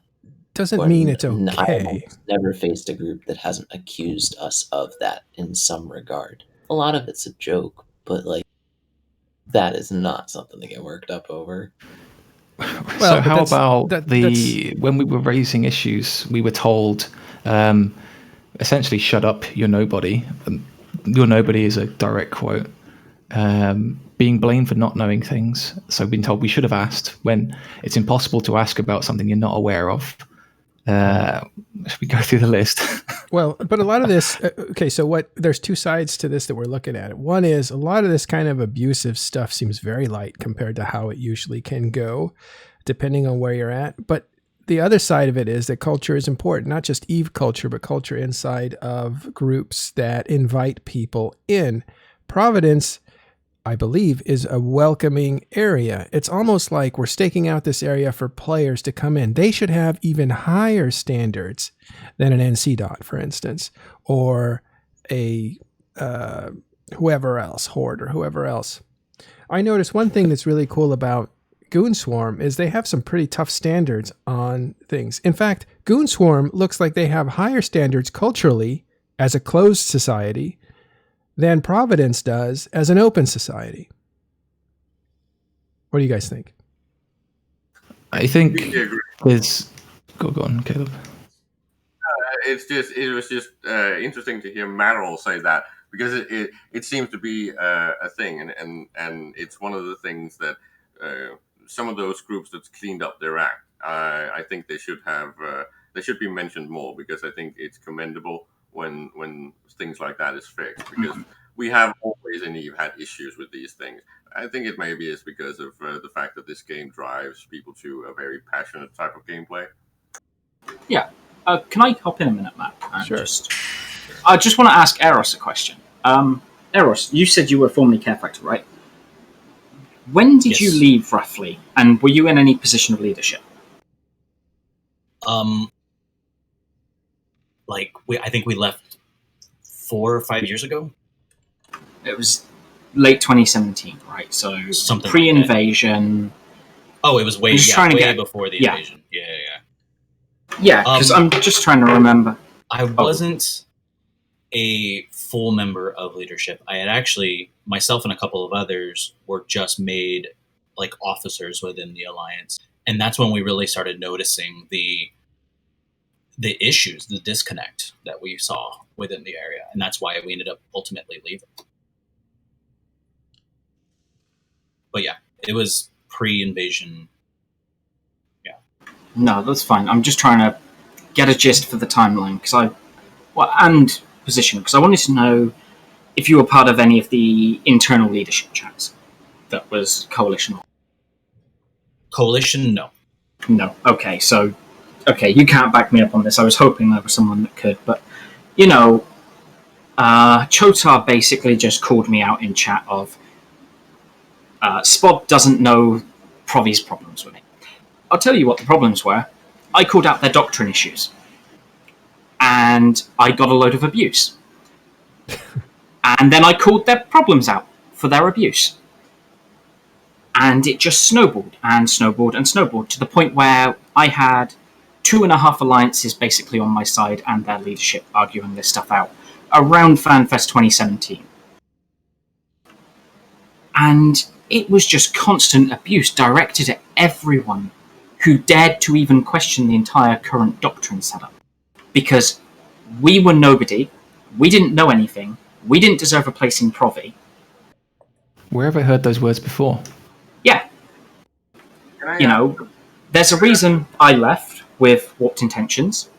There's a reason other major names left. And this ties back into the bit earlier about Provi's issue with FCs and how FCs act. They wouldn't have an issue like that if they changed the internal culture, because people would actually stay around to FC for them. Namely, people such as Eros. There is a big push for all of these things to be changed at the moment. Like, I know me personally and Elasis, we are within any culture, within any structure, especially somebody as multinational as we are, with all of the different everywhere, you're going to have culture clashes. Like, that's not an excuse for there to be crap going around, but there definitely is work between me, Elasis, and there's a whole slew of people like behind us that we are beginning to be a voice of positivity. Like, we do very much know that there are people that are not there is a lot of people, not a lot, but there is some people, a vocal minority of certain people that get really passionate and seem to lose their objective reasoning of what is appropriate. And each time that this is happening, I know me personally, whenever there has been any sort of issue, I have not aired it out in a public scene, because that just makes the seagulls come and everybody goes on a situation that's not part of them. So I'll go in personally with the person or a couple of people that have been on sort of a negative sort of thing and ask for their perspective in general, because sometimes people are just angry for the sake of angry. Sometimes people are standing there with their gas can because they think it's funny, or sometimes that they just may not have a correct understanding, or they might be going under assumptions, or they may have half of the idea. So I'll go in and I'll have communications with them, and by the end of it, most of the time it comes out as an amicable thing. But in saying that, there has been people that have, I'm not sure if they've been removed from the alliance or coalition, but there definitely has been people that have been barred from any sort of public communications because they have been warned so many times and they have just continued to not be good. So you have to warn somebody so many times, why are they still in the group? I mean, that's the thing. I don't want to jump over you, Spod. I'm going to quickly, though. And I know the names that you and Eros have been referring to earlier. And those were names that were involved in the same problems when I was back there, in 2016 and 2017. The same people have been allowed to keep going all this time. Well, and that's why... Go ahead, I'm sorry. Provi group, because one of the things, well, Matt all just talked about culture and cleaning up their act and stuff like that from things like the Imperium. I'm just wondering, what about communications platforms and how they're being used in Provi? Like, are there like interest groups with channels or ways to communicate across groups? So special interest groups like a LGBT channel, stuff like that. I'm just pointing this out because true, the Cultural Revolution in Goons cleaned up the act a lot, but I suspect that one of the major issues for why it works is because of things like SIGs and the fact that all of these small niche groups have SIGs. So no one is alone, right? They will always be part of a group that is meaningful to the organization. That means you can't poo-poo on anyone because that will escalate up the chain of command. I don't know if you guys understand what I'm talking about. I do. That same meeting that you're talking about from a couple weeks ago. By the way, I'll fess up. I was the one who made the joke about you guys not having families and people who love you. I think you might have been made by PvPing robots. I mean, come on. In my fleet announcements, when I run, by the way, I run a PvP training fleet every Saturday at 1300. I run out in T1 cruisers and we look for brawls. But every one of my fleet announcements, I make some sort of mention about how RC keeps eating their own poop and we're stop them, but they won't listen. So we're just going to have to inflict some discipline now. Are you 12? You said that people don't love you. That's kind of funny. Well, why do you feel the need to make poop eating jokes? What? Like we're gonna go shoot bad guys. To be fair, you make poopy jokes too, but I think like, why different. Does it have to be a theme? Well, the idea isn't what you say, right? Because people can say like, "Oh my God, it's just a poopy joke," but the idea is you seem to be denigrating people. And I don't know, like, if that's something that is enjoyable, because it is to some people, or is that something that is a way of leading that creates the desired result that you want? Like, what? It's not that you're making funny jokes. It's more like, what tone is leadership sending to people to build the culture to make it inclusive? Because again, we're not just taking complaints from people that say like, this is how I was treated. It was wrong. This is a pattern for a long period of time. We're talking years of people being dissatisfied with Providence's inability to change. And on the reverse side, have they chased out trolls? Have they chased out people who break culture instead of make culture? And is that why Providence is still around? Are they actually doing the right thing by testing your guys' ability to kind of withstand what it's like to be nullsec? Sorry, Matt. Go ahead, Arrows. I can say it from my side of it. on my view of it, I can say that they haven't chased those trolls out or the people that we're referring to. And the reason, I think, in my opinion, and this is just my opinion, is that they're lacking in numbers so much that they need to keep these people around, because these trolls are the ones that actually show up on a daily basis for their fleets and do actually participate in their ADMs or their whatever their fleets they're doing at that time. And the trolling is just kind of a side effect of that for that person that's there, but they're willing to put up with it because they're lacking numbers in certain time zones. I mean, we all know that Tier C and RC are more US time zone based, and Provi is more EU. So keeping people around for their time zones that are not the strongest is maybe smart for them, and that's what keeps them alive. And this is just my opinion. I'm not speaking for Tier C as a whole on that. That's just the way I view it. So I don't know if Elastis or anybody on Marfernia has anything. Let me open this up to everybody else. I do want to comment a little bit. Well, you will in a second, but actually comment on this and then I'll break it open. Go ahead. This really elucidates the difference between participating in a community and playing a video game. When you're saying, well, we don't have a lot of people, we need to put together the fleets, they're the ones that show up, we're not going to kick them for those reasons, then you're playing a video game. When you do kick those people, when you do draw the line, when you do say, these are our standards, and we're going to kick these people, and if that means that we're too small to do certain things, and we're going to have to not do those things, and we'll have to do other things, or we'll have to rebuild before we can do those things, then you're participating in a community. And I think that it is very, very important to recognize that EVE is not a video game, and it is a community surrounding a video game. Absolutely. And there are the organizations that recognize this, the organizations that accept this fact, that this is a community and a hobby and the people matter. Those are the ones that eventually grow. And if you just try to play the video game, then you may be successful in some ways at some times, but on the whole, the growth will be stunted and you may in the end fail. Right. So I'm going to say that yes, Eros is definitely correct. I fully agree with his opinion. Sorry, I say that really bluntly, but I'm trying to say this quick. Fonsui also, very fair point. Cat Ziggy also makes a point in chat of the toxic people put people off from attending, which is entirely correct. And that is basically the situation. Had the events of 2017 not happened, Provi would not have lost half of its coalition.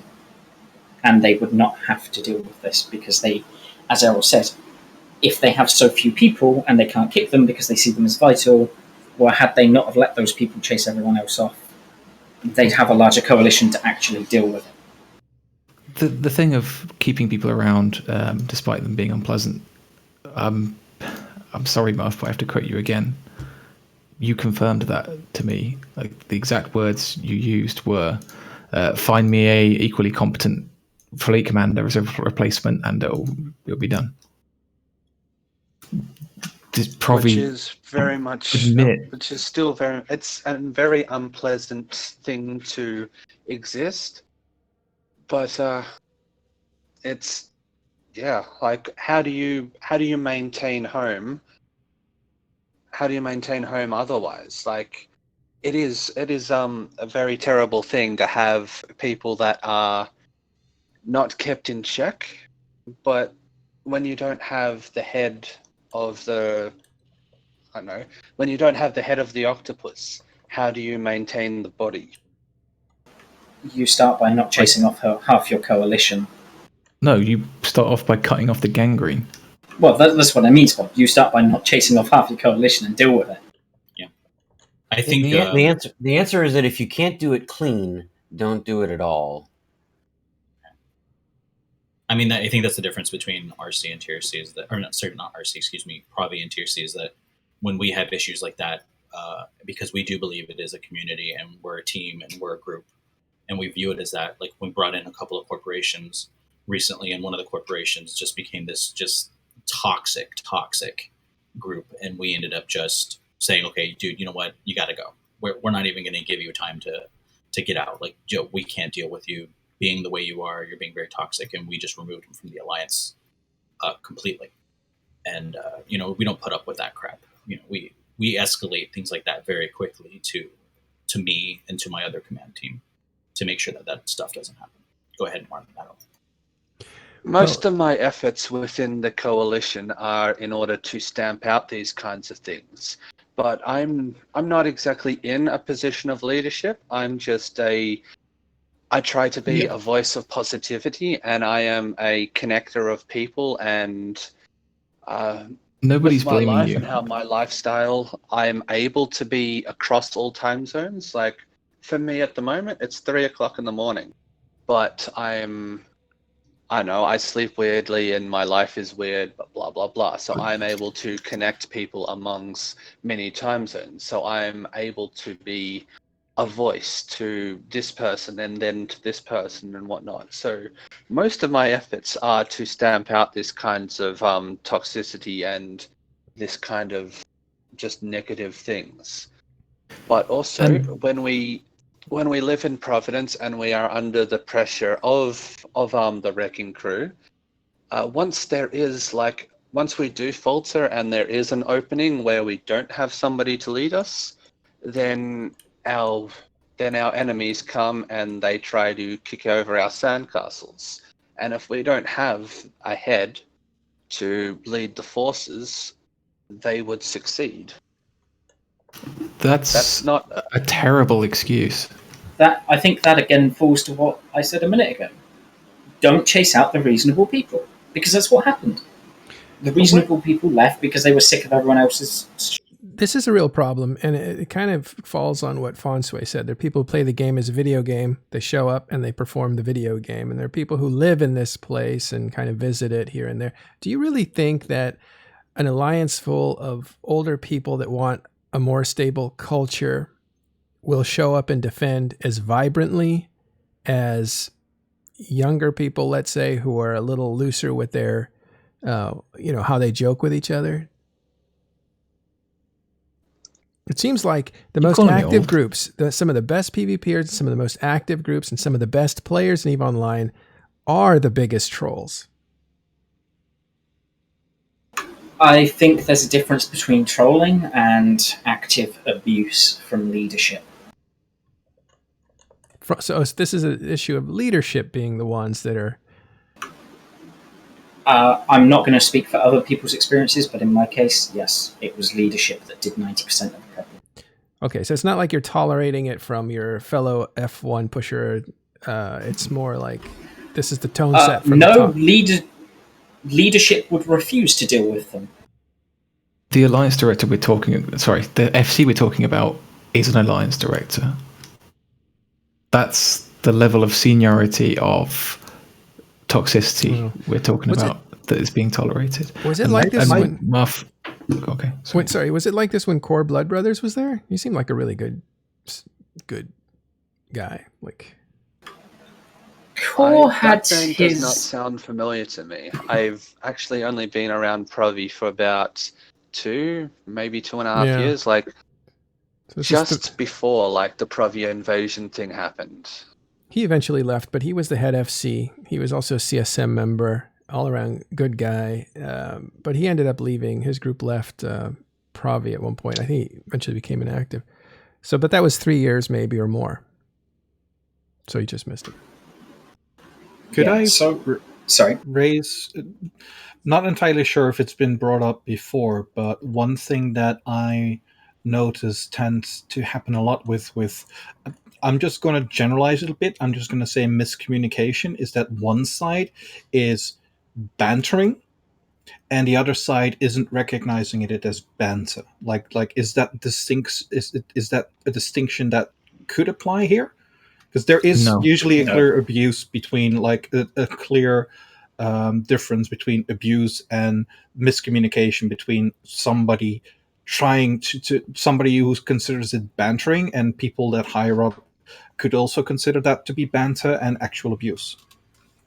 No, it's that is not a good banter point there, because there is a lot of overlay between like what is acceptable in like the Australian vernacular and what is okay and not okay in, say, like the Netherlands. Like Australians generally have a way, like we'll go up and we'll greet somebody and we'll be like, and every third or second word will be an expletive of absolute love and endearment. And these are things that don't translate well over to multinational sort of things. And this is also another thing that I try and negate. While that does happen, the FC we're talking about here, that absolutely does not apply in the slightest. No, that is true. Like, absolutely. Agree. I will not tolerate like any sort of toxicity and whatnot. Like, it doesn't matter who it is. Like, even if Equinox himself decided to do things that I did not believe about, like, I wouldn't be scared that he was the executor of CVA, the holder of Providence itself. If somebody even of that seniority did something that I believed was shit, then I'd do what I would do with anybody else, which I would have a one-on-one conversation. I would lay out what I believe and how I believe it was wrong, and then get their side of it. Like, I'll do that to a line member, as well as I'll do that to like Chozar or EQ or any of the really huge heads, or even my own alliance leader. And by the way, my full name in game is Marv James, and I open the floor to absolutely anyone to send me emails with any sort of grievances, and I'll take a personal note to follow those. And use the coupon name Talking in Stations so that he knows. Like, I will never ever say anything bad about Moth. Well, maybe one day in the future we'll fall out, but like he's don't close like that door. my guy. Okay. Absolutely my guy. Okay. I love him. Great. But the problem is, sorry, Buff. Yeah, people can raise these grievances with you, but it's evident that you don't have the power. It's something entirely outside of your control. You can't kick that guy, despite the fact you agree with the general consensus that he's a bad person, and you've confirmed not the confirmation that he's being kept around because he's useful. Isn't a slight on you. It's just you confirming what is coming from above, and where the issue is taken is with the fact that the people at the top are knowingly tolerating this kind of thing. They're the ones that are enabling and tolerating to have garbage people. I've got no problem with calling homophobes garbage people.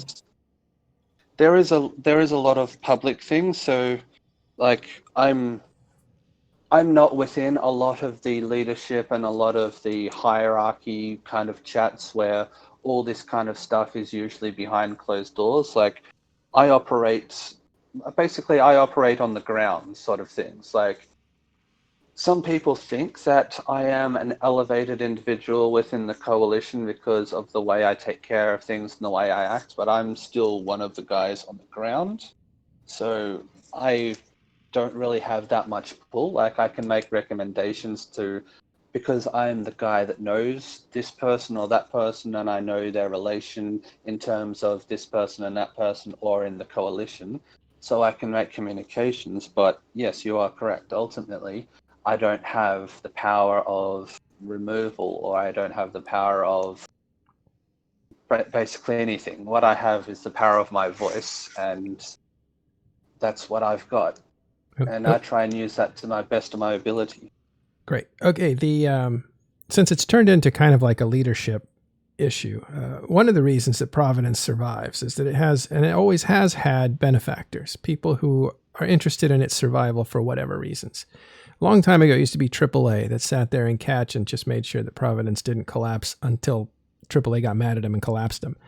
But these days, many years later, 10 years later, it's a legacy coalition, and we have Villy here with us today, so he can join in this conversation too about leadership and Providence and that sort of stuff. You don't have. What are your what's your relationship, Billy, with Providence, if there is one that's formal? Not a super formal thing. We assist them when they ask for help. They're a good alliance for the game. They're a good alliance to have around. It's always good to help the little guy and the good guy out, I guess you could say. So you consider Provi the good guy, and you like them being around, and you help them out when they need some extra muscle to defend themselves. When we can, yeah. When you can. Do you have any? Who do you deal with when you deal with Providence? Traditionally, probably Equinox more than anyone, I would say. But sometimes the FCs, based on the situation. And Equinox is the leader, or the executor, or whatever, of the coalition. Roughly. Basically, yes. Well, Provi politics that much, but I believe so. I'll pull in EQ and shrugs. The Lord of the Shrug. Yes. That's Every what his single answer grievance. normally is whenever you question him. We already did it. That's one of the reasons why I got scolded for raising things publicly, because I'd watched, and I guess this is a personal attack, I'm not going to apologize, but I've watched Equinox, the big cheese, shall we call him, of Provi-Bloc, engage with people in the main channels of Slack, and people have raised issues with him, and every single time it was just a shrug that, it's just the way it is. So what have they raised? Things like the toxicity, the technology issues, that sort of thing. So, what do you mean by technology issues? First off, you're using the old fact tools. That, okay, this is a classic meme problem, but for me, it was a real problem. Because they're using Slack and they're not using the premium version, you lose all of your chat logs, all of your PMs are gone within a week. So, has anybody volunteered to cough up the $1,000+ or whatever to use the premium version? No, they offered completely viable and free alternatives. Discord. Yeah, people have since 2017 suggested they move over to Discord, and it's too much effort, and we got an upcoming war, and we won't be done by the time the war starts.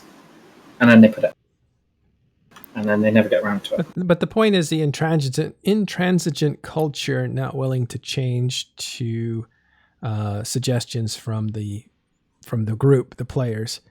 Right. Whether it's technology or culture. Well, it's important to understand that there's a lot of dumb ideas that come across somebody's desk every day.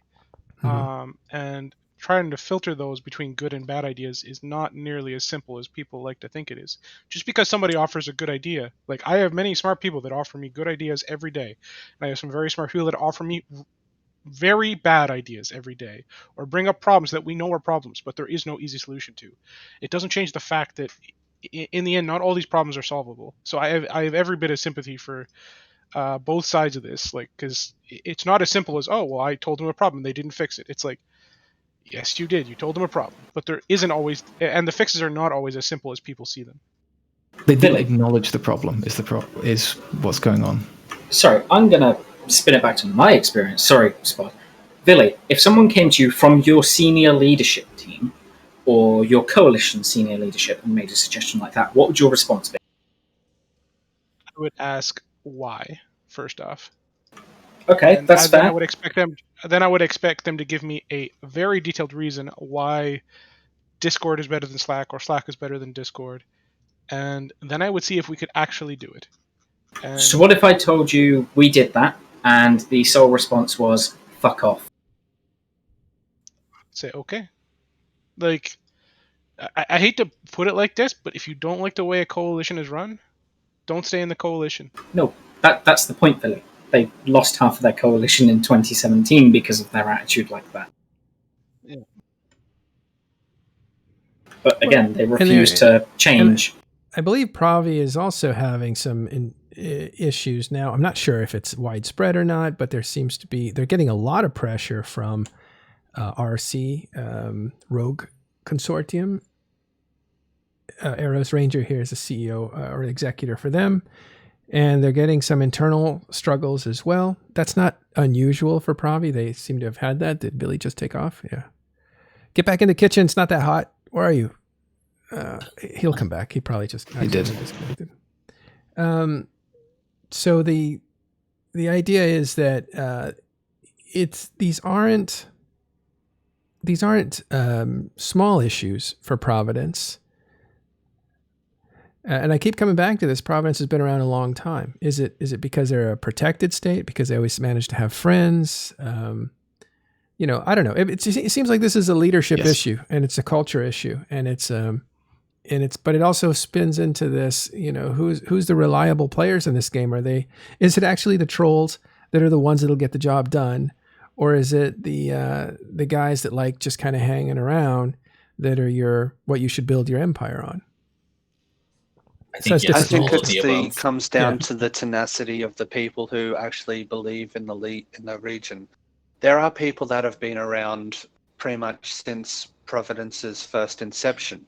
There are people that have come and gone that do see the toxicity, but they keep fighting for the region. Like, there's a bunch of people that just keep staying, and even if they do see an overwhelming force, like when the PL invasion come by, there was no let up. Like, the members that believed in things, they would be like, we would live in like some low sec region, but we would always be in Providence, like hitting Intersis or hitting structures or whatnot.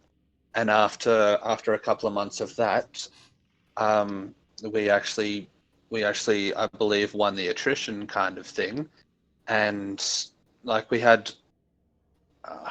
See, this is going on memories because I wasn't really around, and the whole political thing was not my forte back then.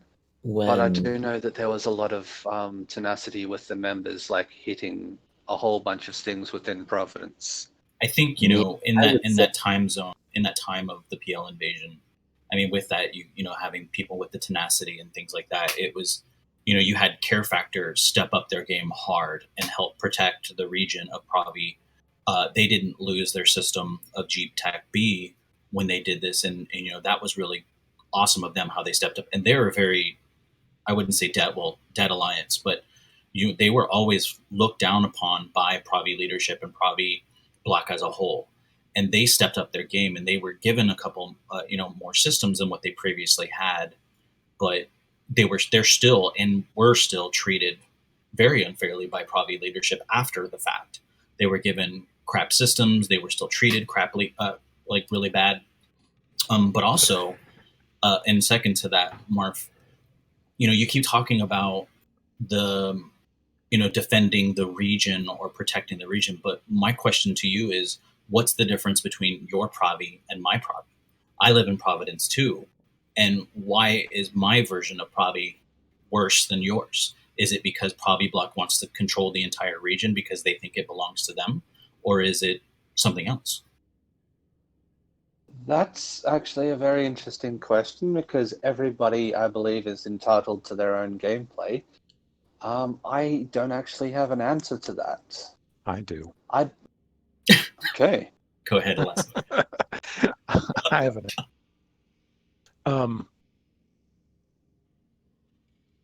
Provi, I think part of the reason why Provi-Bloc members are so tenacious, I think Jintown said that you could never really kill Provi.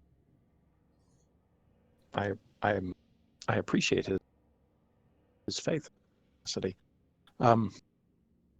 But I think the thing that distinguishes Provi-Bloc from a lot of other nullsec alliances is that, for one, I think the NRDS combat rules are, as far as I know, unique in nullsec. We're the only nullsec block alliance that observes us, which means that it comes down to a different goal that we have for holding that space.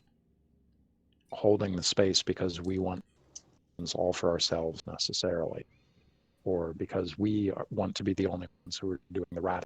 It's because we want to create a space where other players can nullsec and enjoy the benefits of it, even if they're like a small corporation or a small that maybe couldn't be a holder on it. They can move in and they can carve out a space for themselves in nullsec and get that experience. I mean, if you talk to almost any major alliance any of the major nullsec powers, if you talk among their FCs and their leadership and their veterans, you'll find a pretty surprising number of them start. Yeah, they started in Provi. Yeah, but they were also pushed out by Provi and treated like crap by Provi, and also, I mean, it's you say that's an open region for people to come and try, but I mean, look at what you did to ISK Enterprises. They try to come in and do what they did and try to be a part of it, and they got treated like crap. It's the same with TRC when we were Care Factor and when we left and created a new alliance. Originally, it was Jamil Syndicate. And we were in there and defending Sov and doing all this stuff and trying to be fleets, and we were treated like crap, and that's why we left. So it's not an open and an inviting environment. And there, like, if you want to have an environment where it's a new bro type region where you can learn how to be a CEO or an alliance executor or learn Sov warfare or nullsec mechanics, that's great. But do that. Actually do it. Don't sit there and say you're doing it, but not, because it comes down from leadership. It trickles from leadership down. And if leadership isn't open and willing to do all that and listen to those grievances and be a part of the conversation, then it's never going to work. And I think, that's also why going back to Matterall's original statement of, is this how Provi has lasted so long? Well, of course it is, because if they ignore the issues, there's not really any in their heads. There's no real issues if they just ignore it, if they pretend it's not there, and that's how they continue. And having the backers of Legacy or Test is going to keep Providence there. And of course, you can't really kill Provi. You can't really kill Provi, because Provi, their mentality is anybody that lives in the region is Provi-Bloc. And I think that's also where no, I'm going to have to correct you on that. Not anybody living. I mean, you guys obviously aren't. Well, that's what I was about to say. Is that I think that's where a lot of contention is that TRC, HTP live in our little pockets, and then we have XTechR with ADS and Cairo.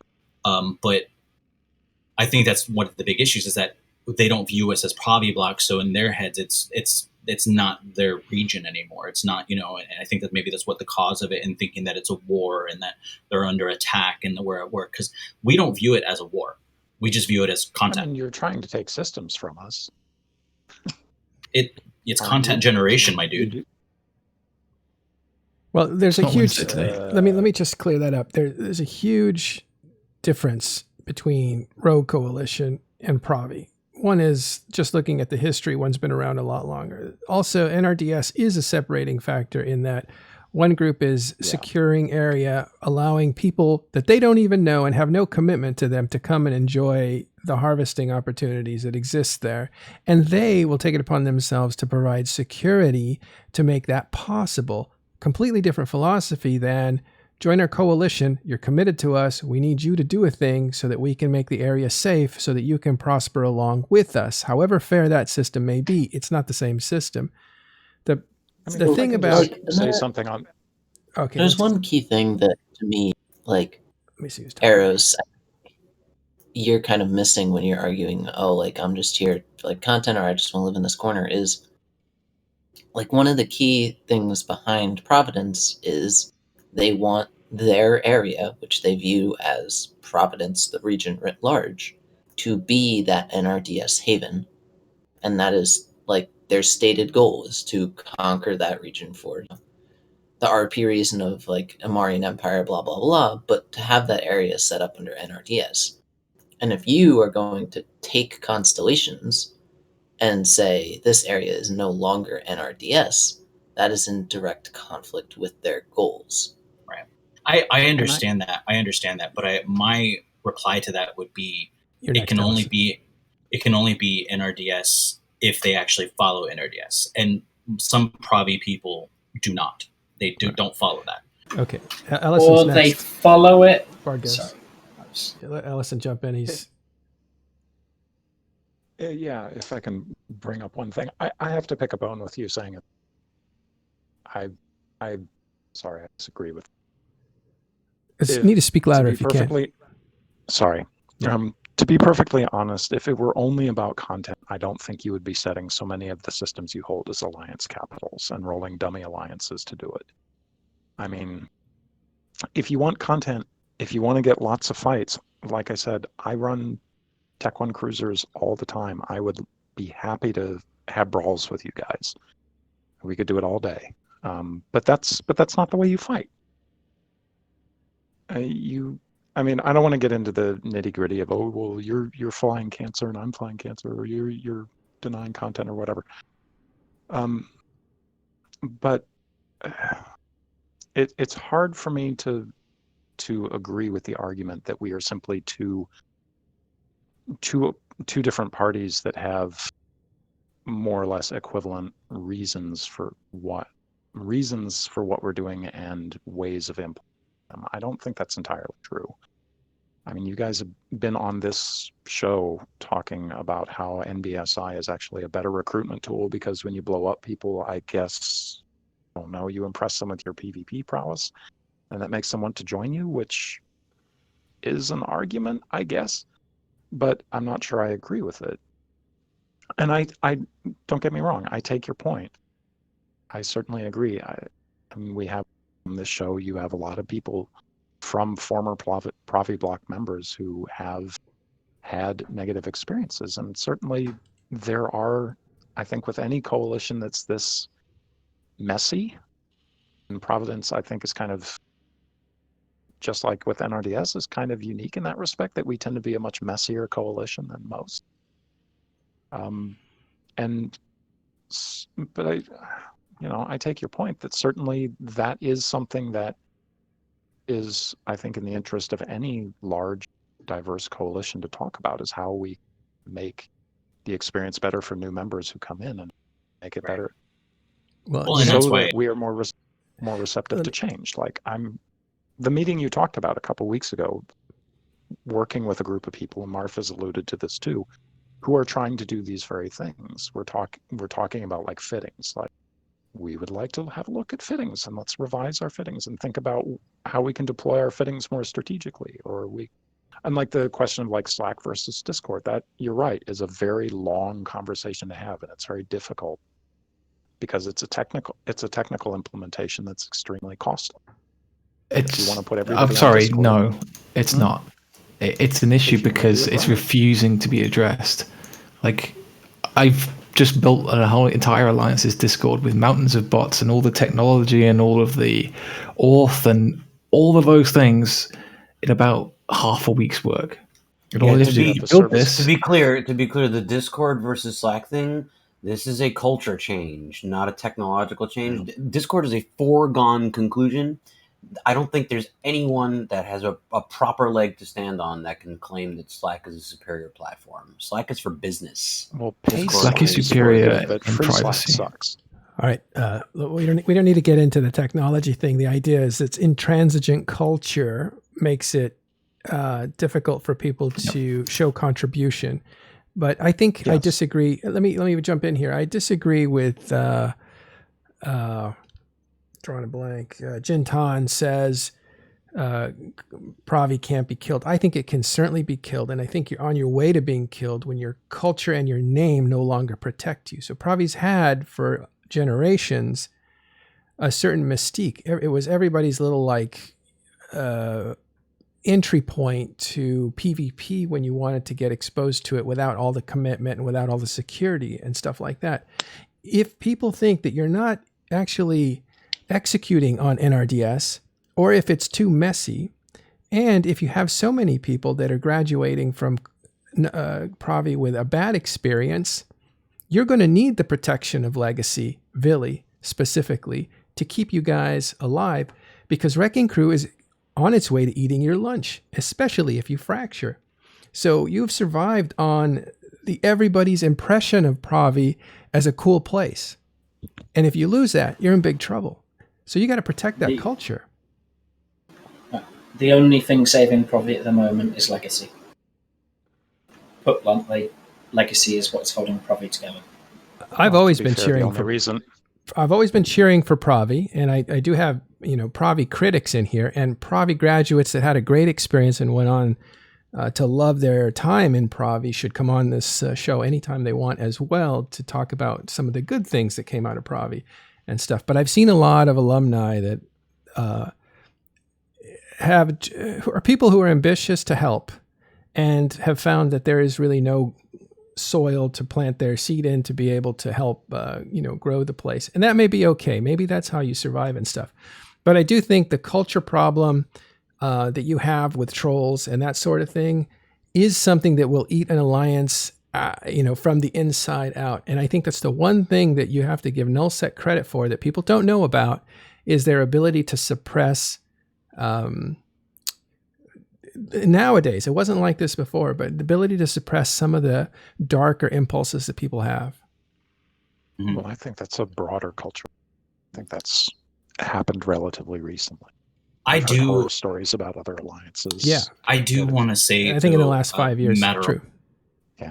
I do want to say that in regards to being a critic of Provi, I have my criticism, but I honestly do believe Provi-Bloc, Providence region, can be a great area. And I think Provi-Bloc, if, Elastis and all these guys talking about these things that they want to change, actually can put these changes into effect.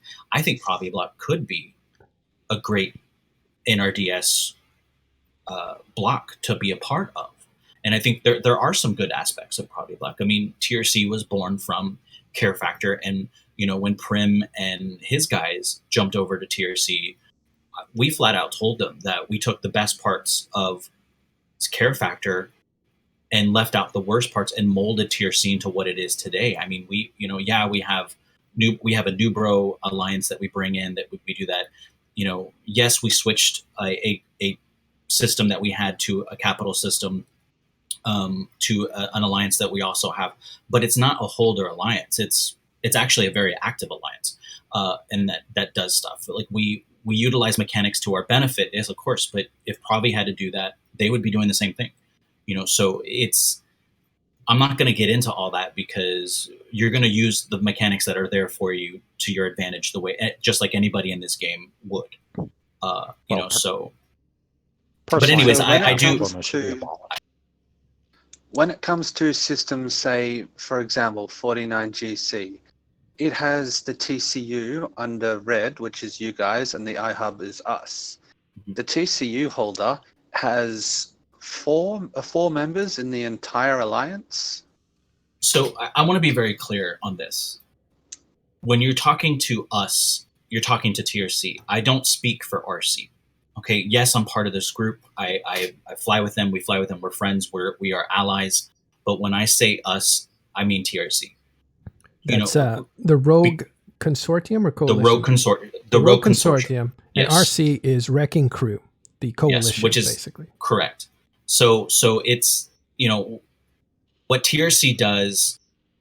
So you have to remember that alliances and within Wrecking Crew are free to do what they want to do, how they want to do it, when they want to do it. We gather as a group together when it comes to objectives, and we protect each other's objectives.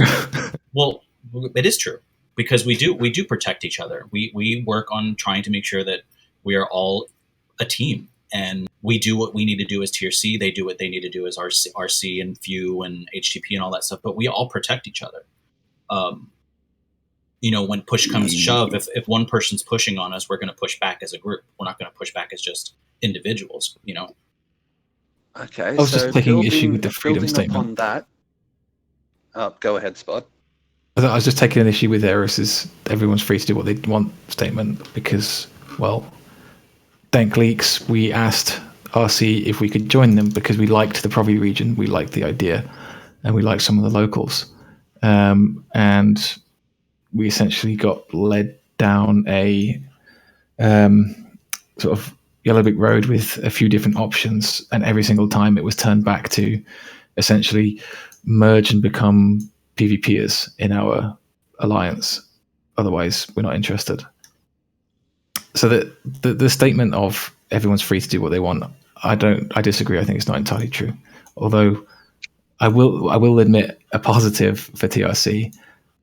I had the best time playing the game in months when I put a spy in there and joined some fleas. Yeah, I have a lot of fun being farmed by my guys with my spies. What's the name of your alliance again, Spod? Skywalk Everhart says that's false, Spod. I don't see how you could tell somebody's actual experience.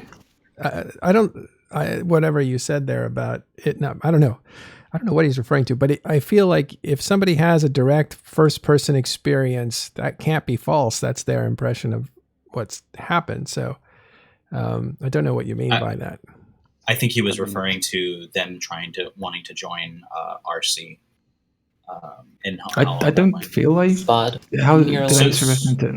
So I mean, since the whole Dink Leaks thing, you came to us with wanting to join RC, not TRC, and RC said no because we primarily they're PvPers, and in order for you to be able to be a part of RC as the way you were, the response was to merge with TRC so that you could do what you wanted to do, not just PvP. Mm-hmm. That's what that was about. It wasn't about trying to get you to beat PvPers. It was just telling you, as you were, being a part of RC was not going to be helpful because you only had 5 or 6 actual PvPers. The rest was indie. Mm-hmm. But in order to be a part of RC as you wanted to be, it would have been simpler to just merge with TRC for the time being as you tried to work up and be, show what you're capable of doing. Yeah, I don't disagree with a single word you've said, but there is, again, as Mr. Skyhawk's pointing out, something that was left out. Our frustration came from the fact that we were repeatedly offered different options, like you can hang out with our low-sec guys, because as Skyhawk's absolutely right, there's a big conflict on. To jump from red to blue during a big conflict is not normal. It happens. It's weird. Sorry, it shouldn't happen because it's a bad idea. But and what happened when I was Eros and William? Eros, you didn't offer these options so much, but you did offer me the low-sec option of essentially my alliance would align with TRC's low-sec side of things and basically gain some credit with TRC and RC to work towards becoming a full-fledged member. And there was another 2 options I can remember, but the thing that really bothered me was every single time I pursued one of those options, any option that wasn't merged with TRC, and that option very quickly disappeared as soon as I actually showed any interest in it. It felt like it was all just chaff to try and wear me down with sunk cost until I got so fed up I just went, oh, screw it, I'll merge with you anyway. And you wanted to maintain your identity.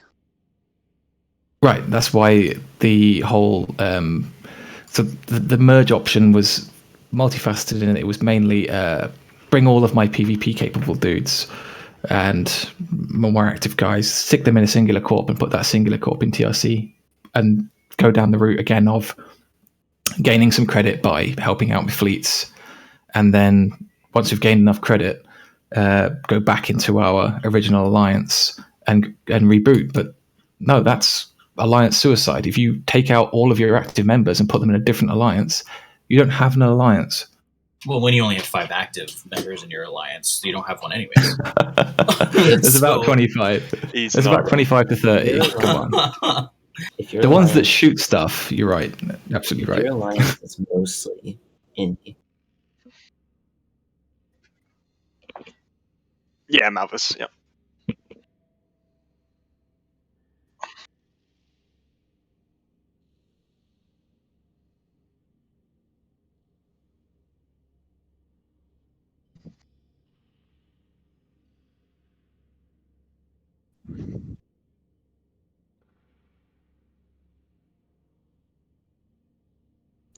I mean, it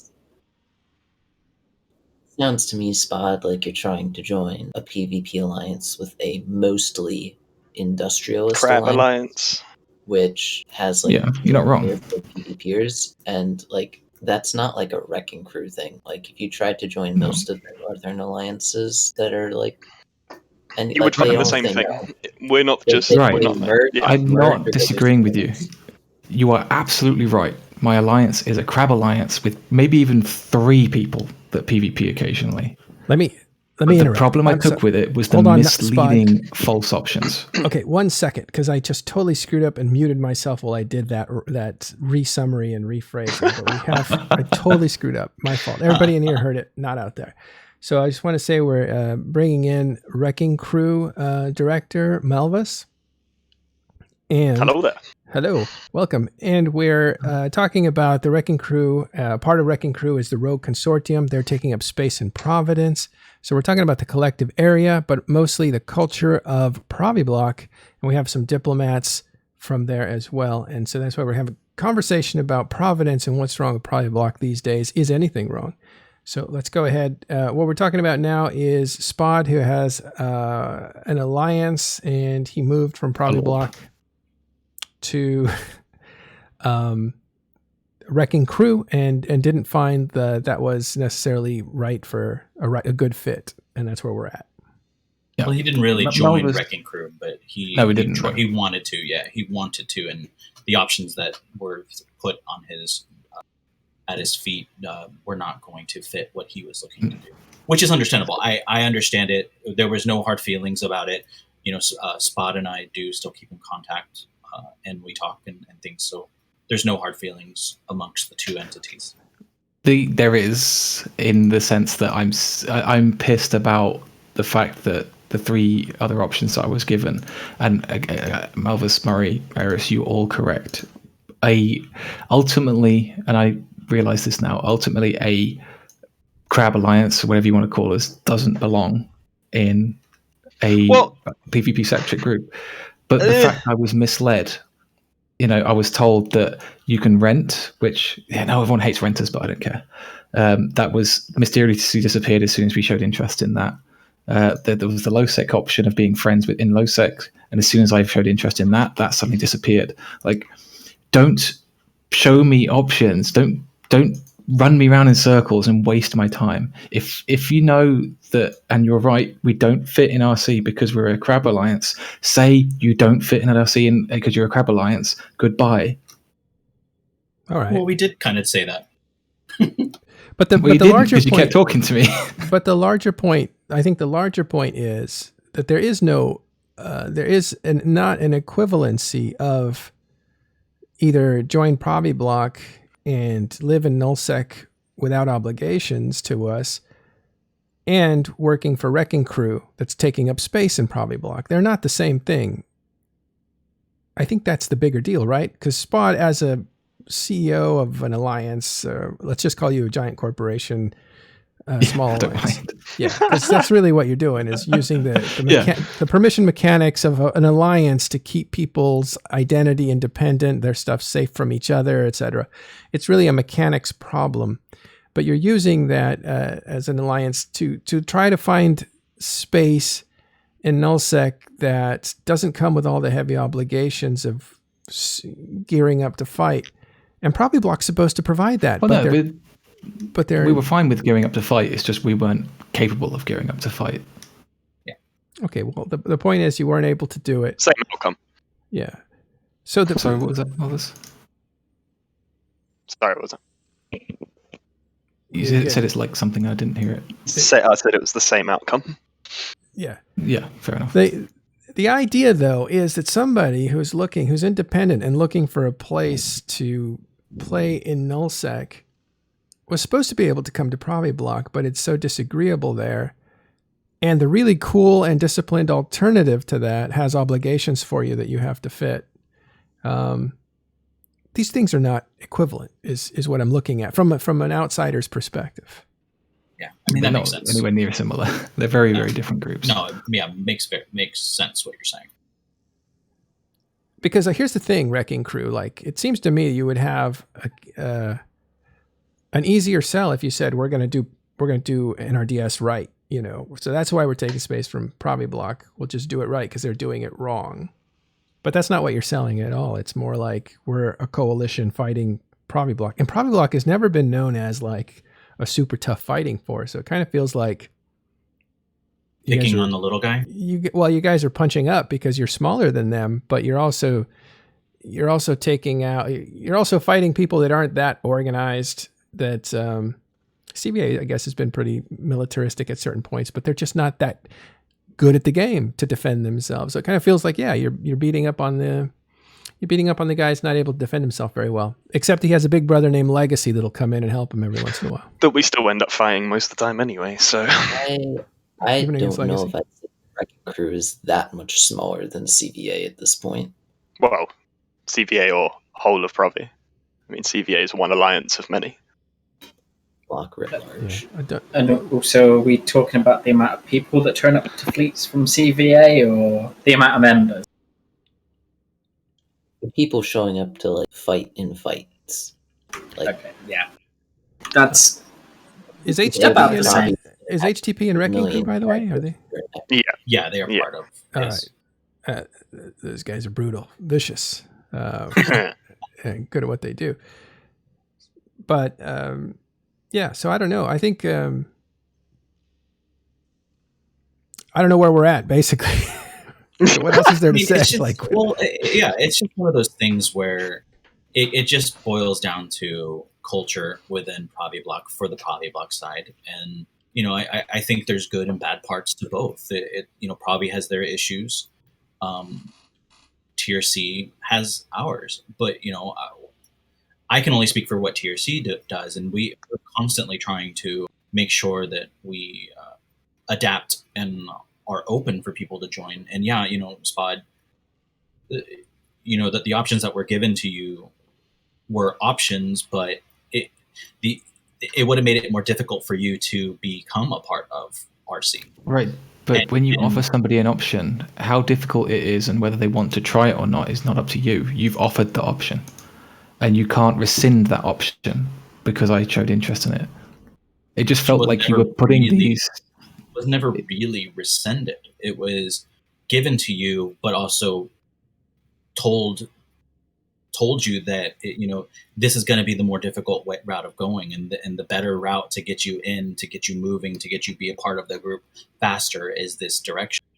And I said, no, I want to go the other way. Right. You just didn't like the outcome. And that's okay.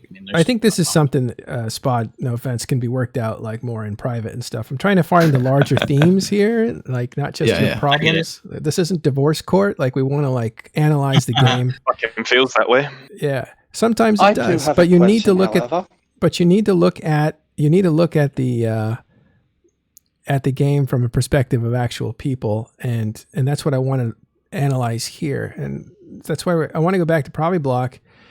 And I just want to know, like, do you guys see the situation that's evolving as a problem, or is this just weather in Providence? It's just what happens, and you've been here a long time, and you know what it's like, and they usually get rolled every so often, right? Only 4 times in the whole history they've been there, which is pretty good considering everybody else. I suppose, yeah. Yeah. Still a fact, though. 4 times is a pretty good record. It's not, they don't get rolled all the time. Malvis, I put you on so you could, represent Wrecking Crew, but if you're just going to provoke, I'm going to knock you right out. So if you're here to say something, provoking. All right. What was the question to me? Well, it wasn't to you. I was asking Provi. In the ways of specifically in 49GC, like Eris, I understand that you just deal with TRC and not the Wrecking Crew as a whole. But do you support their use of a four-man alliance to hold the TCU in 49GC, or do you think that's a bad idea for them to do? Well, originally that system was actually under that alliance for both the iHub and the TCU. The iHub was lost to, I think it's, what is it, TE?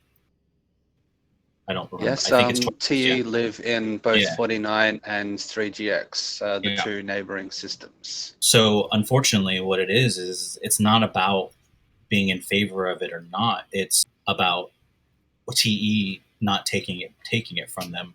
Because it's kind of a double-edged sword in that system, right? You have the TCU that can be in TOSIS, but they're trying to keep the ADMs up so they don't lose the iHub, which also hurts them from taking the TCU. So it's very double-edged in that particular system, So. But in saying that, very earlier, was it? 49. The TCU was under a different. I'm not sure who it was, but it was a couple of months ago. The TCU in 49 was under another alliance or corporation that also had like 1 or 2 or something or other, and that went poof somehow. And then this came in with another like 4-man corporation. I think, and like, in regards you guys to, don't live there. You guys don't have any interest in the system apart from just getting kills in there. So a 4-man corporation holding the TCU in somewhere that you guys don't have an interest in, it's not very nice. I mean, Eve is not really a game full of nice people, though. I mean, I will say this, right? If there's a mechanic in the game and that everyone has the ability to use it, why would we not? Why would we put ourselves at a disadvantage?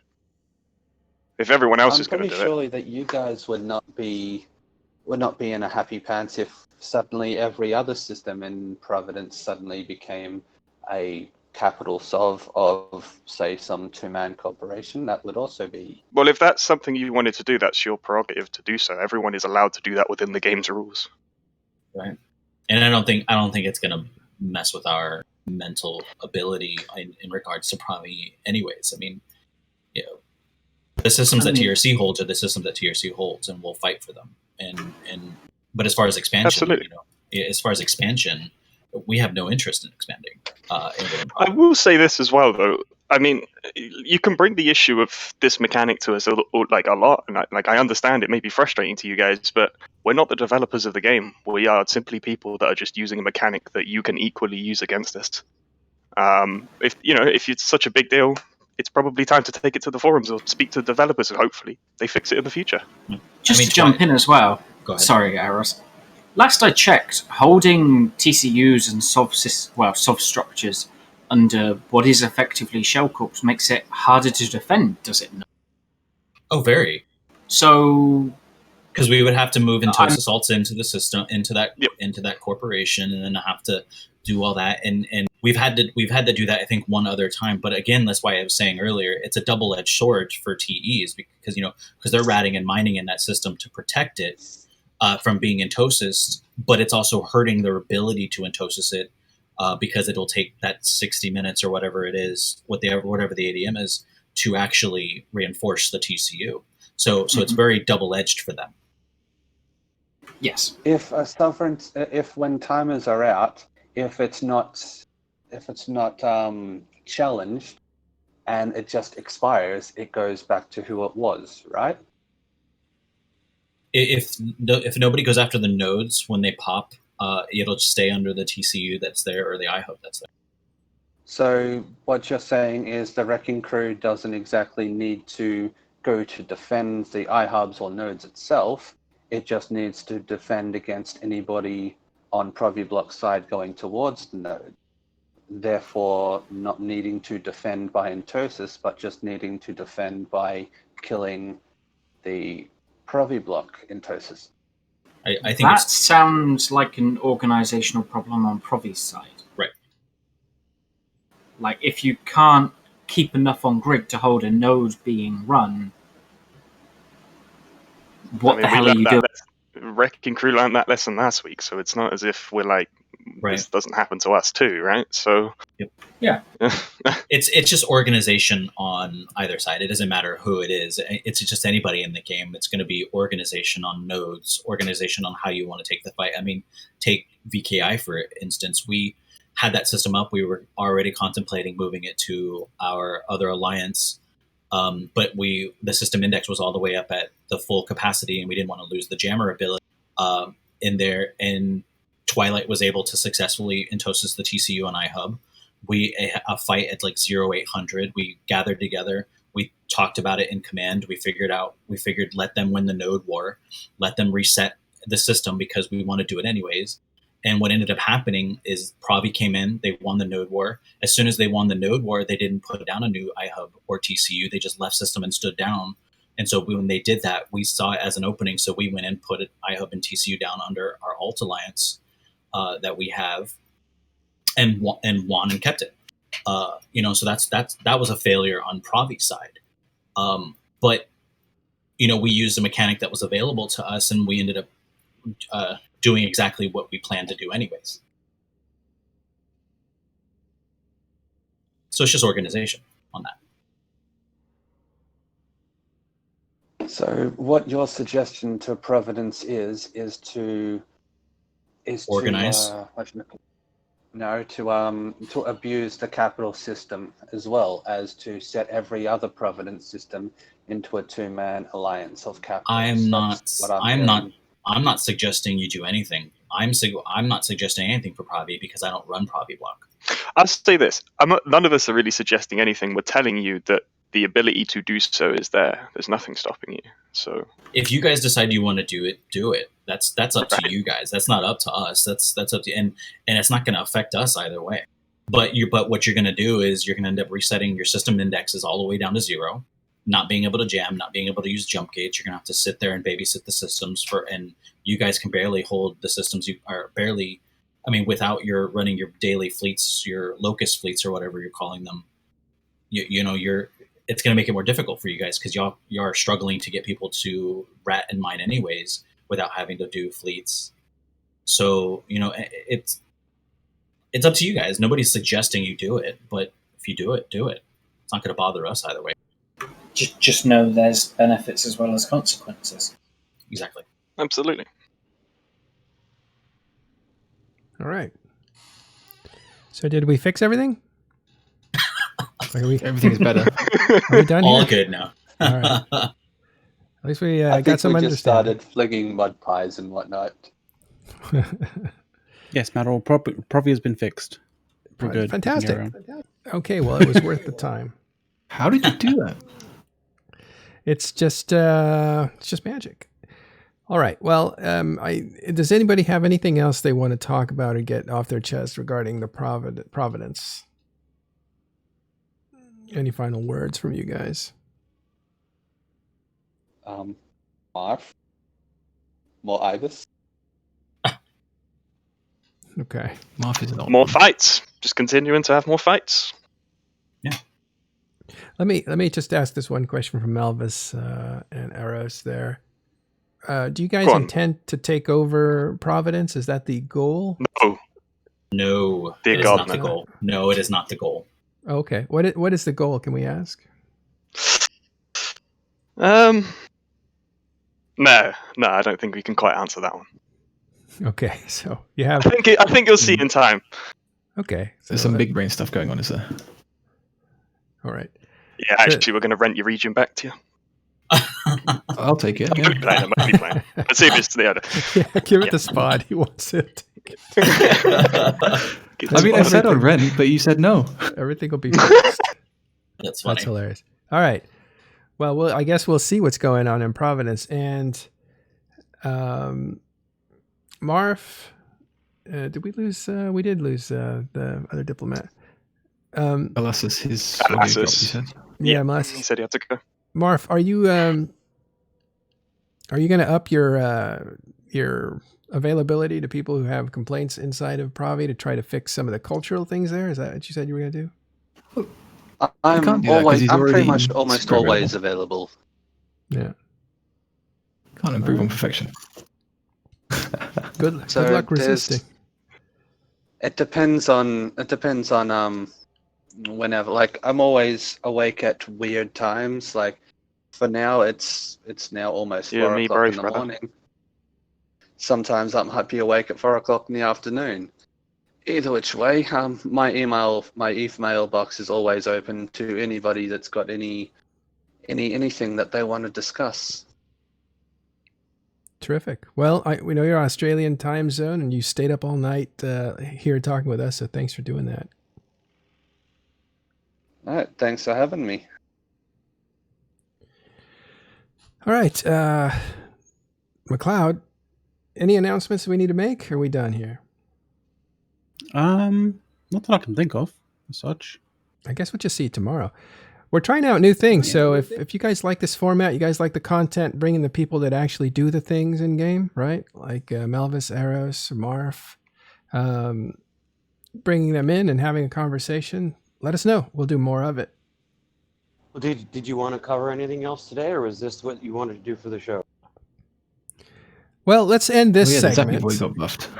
Oh, yeah. Okay, let's transition then. We're going to talk about... why don't you take us there, Fonsway? We're talking about the changes that were updated by CCP Rise yesterday. He said they were going to adjust the damage to these new ships. Yes. What happened? So a couple days ago, Rise tweeted that the Vorton weapons and the Edencom ships were still, being tuned, that he was going to improve their damage. During testing, before they were released, he also tweaked them a number of times. Small tweaks, application damage. Today they received, looks like a 19% increase in damage on all small and medium ammunition, which is really... is the application still the same? Yeah, the application was unchanged today. We don't know what further changes will be made. The application is a major issue as far as I'm concerned. It is a multi-target weapon system and has no way to improve its multi-target application. You cannot, the ship cannot improve its own application. All it can do is make the targets easier to hit. So you can use a web, you can use a paint that makes things slow. Whatever, yeah. Yeah, that makes things slow, it makes things fat, but it only does one thing at a time. And these ships are specifically designed to hit, to be largely ineffective if they're not hitting up to their maximum 5 targets. Yeah, so I'm rather concerned about that. Outside of that, their damage was definitely improved. The frigate with max skills will now do approximately 100 DPS per target. So if a frigate is able to perfectly hit 5 targets, it'll do about 500 DPS, which is rather impressive. That's pretty good. Cruiser, yeah, that's with the highest damage ammo, by the way. Like the other ammo, max skills and everything. Yeah. The cruiser is now doing just shy of 250 DPS per target max. That's not bad. Yeah, so the cumulative DPS, assuming you are able to get the application. So if you have a bunch of these in a fleet, and everybody brings a web, and everybody brings a paint, and you paint up and web up all your targets together, then it's possible that as a group you can apply rather well. But there's no way to, there's no equivalent of a missile guidance computer to improve the explosion radius and velocity. There's no rigs that do. But outside of that, if you do bring a group of them and you do manage to paint up and web down your targets, then these things actually can be rather effective at this point. So those were today's changes to these particular weapon systems. So it was the weapon system that changed. Whoa, look at them painted on there. Well, specifically, it was the ammunition. Oh, interesting. So yep.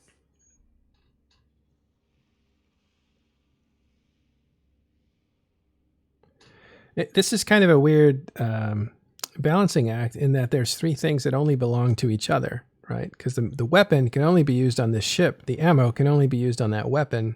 So they have 3 areas. That's correct. They can pick any one of those 3 areas to balance. And this is different than other ships because if you have hybrid ammo, for instance, that can be used on just about any ship, and it can be used on 2 different types of weapons. And so it's a little more... This is a little more interesting. Like CCP Rise, when he decided to balance this, could have picked any place of any of those 3 places, the ship, the gun, or the ammo, to make the adjustment to get more damage. Yeah, I think that the ammunition is the easiest place to make the changes. It requires the least amount of work and balance, etc. Well, it would have the least amount of variable. It would have the least amount of side effects too, right? If they decided to tweak, make this weapon available to other ships, for instance. I wouldn't then break it for the rest. Yeah. So there's a comment in chat. It will still be ineffective on fleets in general. You may be right. You may be wrong. But I think that to say that right now is certainly wrong. We have no idea how these things are going to play out. It's going to take time before people are skilled up. It's going to take time before doctrines are made. It's going to take time before tactics and strategies are developed. In the end, they may not be very good, or they may be excellent. They may comprise entire fleets. They may comprise wings of fleets. We don't know how these things will be used, but I definitely believe that the jury is still out. It is worth noting that these ships were designed with PvP in mind, and PvE kind of as a secondary design goal. However, that said, the changes made today do look like the Skybreaker frigate may be rather effective in Abyssal Dead Space. Frigates are allowed to bring, when you bring frigates to Abyssal Dead Space, you're allowed to bring up to 3. And having 1 or 2 or even all 3 of them be this ship looks like it may be very, very interesting. Since this weapon explodes like missiles, this thing can behave somewhat similar to a hawk. So I think that right now the usage of hawk and abyss is in dark weather sites, and I think that replacing one of the 3 hawks with one of these may end up being rather effective. But again, the jury is still out. It deserves testing. Try it out. See how you like it. Try it on Tranquility. Try it on Singularity. Post about your findings. Tell people what you think about it. Rise and crew are definitely watching and listening. So let them know, the data that you collect and how it feels. Someone pointed out yesterday that this ship is supposed to be a PvP ship. Do you have any comments on that, anyone? It is. I think every ship is meant to be a PvP ship. So I believe that there was actually specific design intent, for this ship to be a PvP ship. I mean, aside from industrial ships, obviously, but every ship, like I think most ships in the game are designed to have an ability to defend itself at least. Yeah, the skiff, could be argued as a PvP ship, but at least has tank ability. The Pakira is a PvP ship. Dude. Yeah, but was this? Yeah. This wasn't meant to just farm with. In other words, I guess is what people are saying. Yeah.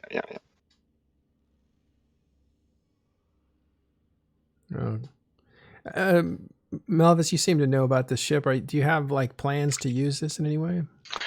I wouldn't say that we've got anything in mind just yet, but I will say that I've noticed testers already put a ping out saying that they've got a doctrine. I think they've already put together a skill plan, and they plan to bring it on their nightmare fleets. So that could be interesting to see what they pull off with that. I think kind of whoever pulls the plug on it first and figures out kind of where they can be used, it will kind of follow suit after that with the first group that kind of figures out their best use case. Yeah. So a notable facet of the frigate and the cruiser is that they have absolutely insane survivability. Considering the fact that the fitting is rather simplified because the application modules and rigs don't exist, that frees up a lot of slots. In addition to that, they have a lot of raw shield hit points, but most importantly, the hull bonus provides a 6% bonus per skill level for a total of 30% to shield resists, all 4 shield resists, EM, Therm, Kinetic, and Explosive. This is unheard of. Previously in the game, ships that had a hull bonus to resist gave a 5% per level, which added up to 25%. That was considered too strong. And some time ago, that was all those ships that had a 5% bonus were changed to 4%, giving a total of 20% per level. These have 6% per level, adding up to 30, which is half again as large as any other ship in the game with a resist bonus. Above and beyond that, these ships are unique in another way in terms of resists. Their base resists for shields are different. If you'll look at effectively any ship any Tech 1 ship in the entire game, and you look at their shield resists, you'll notice that while armor resists are different, shield resists are the same across every single Tech 1 ship in the game. They get larger as you go from EM to explosive, and the EM is 0. These ships are different. They have 20-20, 50-50. 20% EM, 20% Therm, 50% Kin, 50% X resist. So you're starting with 20% EM resist, which is unheard of. And then you're adding another 30% bonus on top of that, in addition to notable raw shield hit points and very open fitting. So these are extremely, extremely tanky ships. I think we don't get a T2 version. There are no Tech 2 versions of these ships yet. That is a natural evolution. I would expect to see those in a few months, potentially. Maybe anywhere from 3 to 9 months. Sticks in chat says, I thought the ships are just as likely to hit your fleet mates as well as enemy in an engagement when fired. Well, just as likely is not the wording that I would use. Specifically, the mechanic is 10 kilometers from the target. So at the time of firing, this is all calculated instantaneously. These are not one tick after the next or calculations that happen. At the time of firing, up to four random targets within 10 kilometers of the primary target are selected to be hit. Those targets can be your own fleet mates. They could be friendlies, they could be drones, they could be structures. The only restrictions on this weapon system is that it will follow Crime Watch rules in Empire space. So when your safety is green or yellow, and when you're in high sec or low sec, then you'll be prevented from giving yourself a criminal or suspect flag. Other than that, all bets are off and all's fair. To explain that further, that's not true for smart bombs. For instance, if you shoot a smart bomb, sure, you'll kill your target. You might even kill your friend, but you will definitely hit the gate and cause the authorities to shoot you dead. So you have no protection about it using smart bombs in high sec, for instance. But this will at least protect you against that sort of an error. Yep. If this ship is in high sec and you have your safety set to yellow, then you will be allowed to perform actions that will give you a suspect flag, but not criminal. If you have it set to green, then it won't even be able to give you a suspect flag. The only time that you can get yourself killed is if you have your safety set to red in high sec. Right. Oh, good. Actually, it can be gamed, and this is already happening with the Edencom versus Striglavians fight, where people are deliberately going suspect. So that even if you have safeties green, that means they can still be hit. And as soon as they're hit, there's a limited aggression timer, and they're free to attack and kill you. So it does pay attention to be careful when you shoot the weapon in high sec, even with safeties green. Quick correction. This doesn't control players. Hold on. Quick correction. I want to, Sir Paper here said it. And I was about to ask this actually. Do smart bombs, can they go off if you're set to green or yellow? And he says the answer is no. You need to be set to red. So you need to know the safety's off and then use a smart bomb in order to get yourself into trouble, even with smart bombs. Yes. So smart bombs can be used in, Concord controlled space if you set your safety to red. But you have to be exceedingly careful you get yourself killed. These things can be used with safety green and safety yellow. Oh, in that sense, they're different. Okay, interesting. Yeah, you can have safety green, fire this off in high sec space, and it works just fine. You can also do the same thing with yellow, and it'll behave and give you a suspect flag. Whereas a smart bomb just won't let you fire it at all unless you're set to red. The safety's off. That's interesting. That is an interesting distinction. It's different, but it's not maybe how I represented it at first. Cool. Is there anything else, Fonsui? That was the only update, so we kind of, talked about the update and talked about the character of the ships in general, and I definitely recommend that people try these out, see how they feel, and report back, because the only way that CCP gets good data to balance these things is if we give it to them. And when you do report, please try to give diagnostic data. Report how it feels. Report the numbers. Try not to say inflammatory things like I've seen some people talking about. How has the market pricing on these been over these last few days? Being that they are rather niche and not to be universally used, there was about a 24 to 48 hour honeymoon kind of period where people were running the sites, the event sites, the Lightning Strikes event sites where these things are gained from, and making bundles and bundles and bundles of ISK. It's still rather on the expensive side, especially the skill books, but it is not obscene at this point to obtain one of these. Yeah, they're getting towards the reasonably price point. Did that correct faster than the Triglavian ships did? Or did it Much faster. Much faster, yeah. It took months for the Triglavian ships to become normal. Iquitursa's, for instance, the heavy assault cruiser Triglavian is hovering around somewhere between 300 and 400 million ISK, for the hull now, probably closer to 400. So that's the number that I was saying for a long time. But when they came out, the first ones were selling for multiple billions, and they stayed well in that range for quite some time. These things, as you know, again, these are for the the people who want to add them to the collection immediately, and that's it. Nobody else is really dying to get their hands on them. Yeah. We had that discussion yesterday on yesterday's show, and someone in the audience, I forget who it was, Red Thought, I think was his name, was saying that it kind of normalized over a week. And I thought, well, it's much longer than that, but maybe it was a week. And I think he might have been specifically talking about the skill books, though. The skill books took about a week to normalize, excluding the specializations. Yeah. But I was thinking in terms of these ships, their cost, how easily are they to get into your hands for you to play with, and how are those prices looking now as compared to the first few days it came out? Well, there's also another point worth noting. Right now, the blueprints and the unique materials, the 3 unique materials that are required to make these ships, are only coming from the Lightning Strikes event sites. They don't have a permanent source yet at all. So for the remaining just under 2 weeks that this event runs, people are going to be getting a lot of these materials, and we don't know how easy or hard they will be to get as soon as this event ends. Well, that would cause me to hoard these things and wait to see if, once they shut off the event, if these things become rare and therefore more pricey. I can't imagine that's what CCP's goal is, though. They want these things out there. Yeah. So what do you think? We just don't know. We don't know how they're going to do it. Oh, you don't know where they'll drop after the event is over. That's correct. So the 3 items, the 3 unique items that are to be used. Well, actually, there's 7 items, because there's the 3 construction materials, and then there's the 4 invention materials that are needed.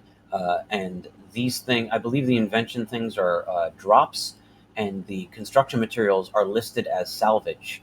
So we really don't know where they're going to come from. Yeah, electromagnetic metaprismatic sheeting is one of those 3. Yep. So you can see the hyperbolic metatransistor array and the ultraconductive ablative nano cable. These 3 things are used in construction of the ships, the weapons, and the ammunition. Oh, wow. Okay. So that's what's dropping in these events. So you need to do the events to get this stuff. Okay. Or you need to buy it off the market. It might be a little inflated still. Don't forget the T2 invention materials. Yeah, those 4 items: the OODA loop, the predictive light cone plotter, string charge evaluation couple, and the 4th one, which I can never remember. I don't understand the invention materials. There's no. It's a spatial temporal boundary detector. Yeah, there you go. That's the one. It's also worth noting that these ships and weapons also use Abyss materials. They use, as you see on the bottom here, crystalline isogen 10, which comes from Abyss, is used in the construction of the ships, and 0-point condensate is used in the construction of the weapons. Oh, I'm sorry. There's a T2 version of the weaponry that you're talking about. That's what. There's no T2 version of these ships yet. Yeah, the weapons and the ammo have Tech 2 versions. The ships do not. Okay, that's what confused me. Spod, confusing. All right, cool. Thanks for taking us through these again. They are changing. They're getting looked at continuously by CCP. They just released them. I think they're eager to see what people say, what people do with them, so that they can make adjustments as needed to put them in balance with the rest of the ecology of ships and power. So we'll see what happens there. Is there anything else that you guys want to bring up before we take off? We've been at it for like. That's all I got for today. I was worried that it wouldn't even be relevant, because we had like rather heavy and long conversation, but I feel like the viewers deserve at least a little bit of an update.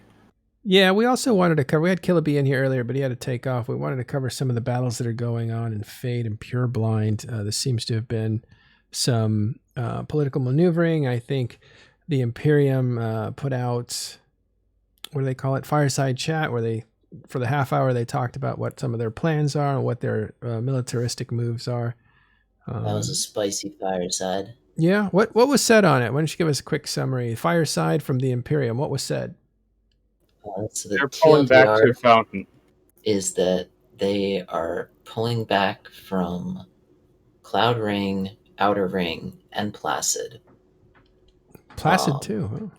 And they're pulling any large structures they have in those three, and they're removing their forward staging on that front to J5A, which is basically the tip of Fountain. J5A is the regional gate to Cloud Ring. Yeah, it's the gateway. So J5A has a keep star in it, I think. Yeah, they're giving up on fighting Snuffed Out and Low Sec. Apparently, the Mittani really doesn't like Low Sec. And if he can't own it, he doesn't like it. He was giving definite vibes that he thinks a big war is coming, which just a guessing game. That was his vibe. Well, we had McLeod in here. We were teasing him about Initiative being the brave Sir Robin and backing out into Fountain. That was fun. There's Fountain over here. If you can see it, let's see if I can light it up. I would like to add that the keep star in J5A is actually still the original keep star that the culture gave to us, and it still has the name that the culture put on it. What they put? Because it is a good name, to be fair. What is it? Oh fuck! Put you on the spot. Can't even remember. I remember it's a good. I know it's a good name because it's a name from the culture series of sci-fi books. Oh, Not interesting! memorable. Didn't know that. Oh, I keep intending to read those, but I've never gotten around. Let's see. Let me find it Structures. first. Upwell Lost Mail Generator. Oh, it's the Eye of Terror. I think that's it. No. Oh, well, I don't know what I'm looking at here. There's only 2 structures, it says in there. Only that's a 2 that you gate. have the ability to see. It only shows you ones that you have rights to. And Eye of Terror is a reference to Warhammer 40k. Oh, so the keep star. So the keep star in J5A is a keep star called the Player of Games. I didn't even know the culture was like a book series. Don't know what Skywalker was up to. Harvey, get over here and talk to us about the culture. We want to go back and talk about Fountain and what you guys left there. They actually sold Fountain over to the Imperium. It's funny because I was in a meeting with INN at the time. I think Mittani was in that meeting, and he's like, "Excuse me, I got to go. Somebody wants to sell Fountain to us." And I was like, "Oh, interesting." I think they sold it for, I want to say it was not much compared to what it was. It's something like, I don't know. It was done like, 50 cents on the dollar for all the structures that they put on there and stuff like that. So I think it came out to like not much, like maybe 200 billion or 400, more like 400 billion. It sounds like, I don't know. I'm putting numbers out that aren't necessarily accurate, but the significance of that sale set up the Imperium to have a road that took them like 18 minutes to get to Pureblind, which put them in range of Guardians of the Galaxy and Horde at the time. It was a huge move. And it was, but the guys at Harvey and Peak and those guys, the culture, they didn't want to live in Fountain anymore. It was killing their alliance. So they sold it and took off.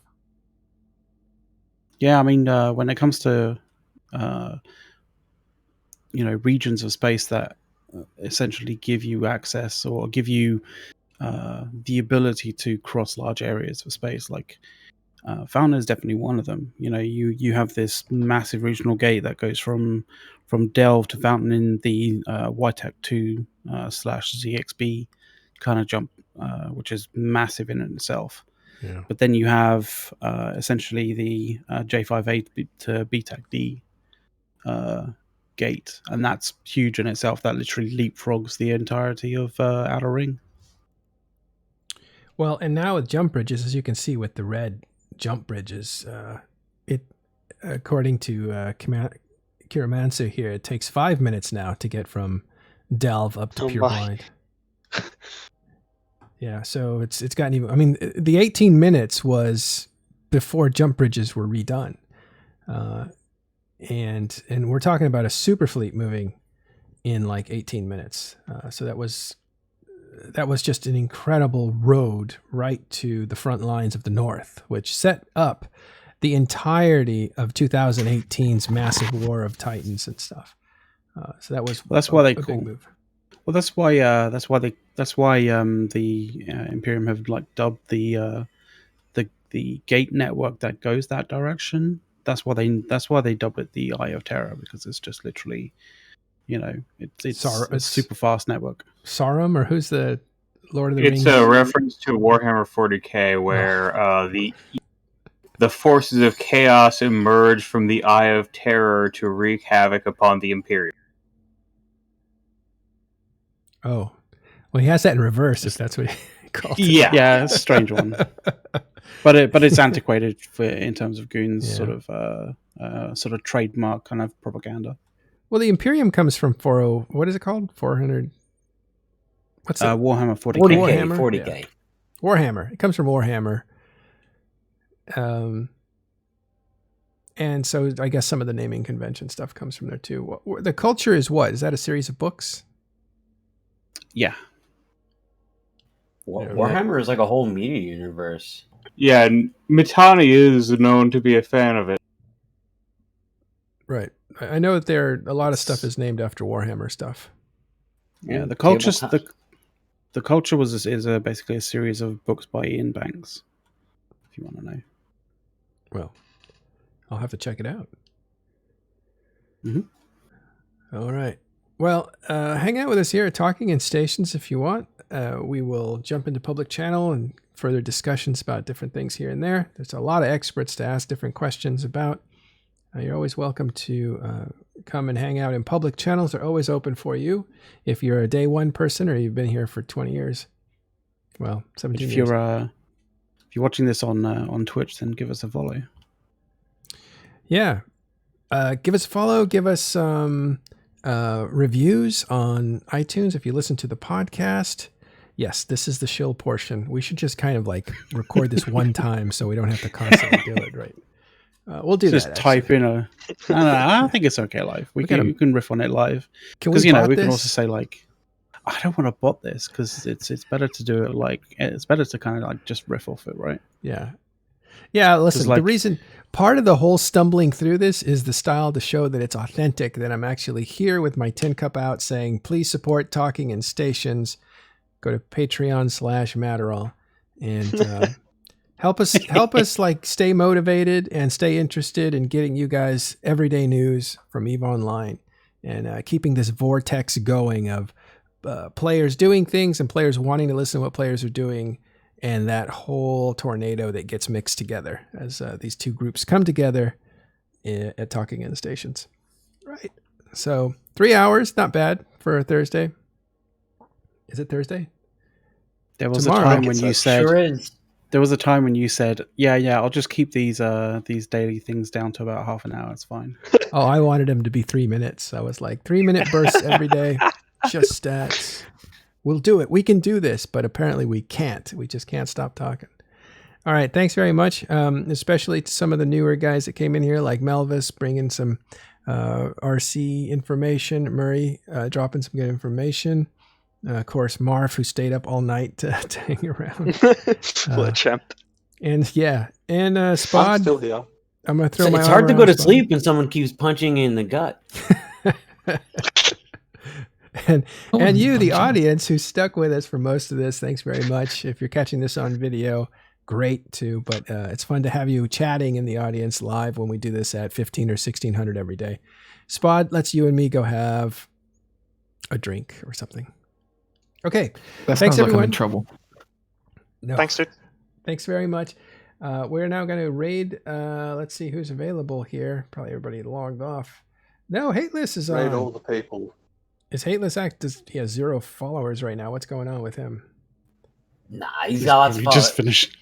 Did he just finish? Is that what it is? I don't know. No, I don't know. I'm just guessing. Well, let's see. No, I don't see Hateless online right now. He's off. Yeah, I think he just. No, I see somebody on, but I don't know if that's Hateless. It kind of looks like Hateless. Well, you know what? We're just gonna throw it. Yeah.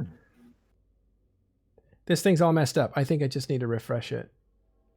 Yeah, most likely. Well, I mean, there's always Marquis Dragon. Let's go there. That's kind of rude the way you said that. All right, let's go there. He's got a huge audience, so I don't normally. Well, no, I'm just, yeah. Well, the reason I say it that way is because he doesn't need any help. Like, he's got his viewers. Yeah, he's good. Yeah. But whatever. If you guys want more EVE Online, here's Marquis Dragon for you. We'll see you tomorrow. Oh, Hateless just went live. I'm reversing course. Oh.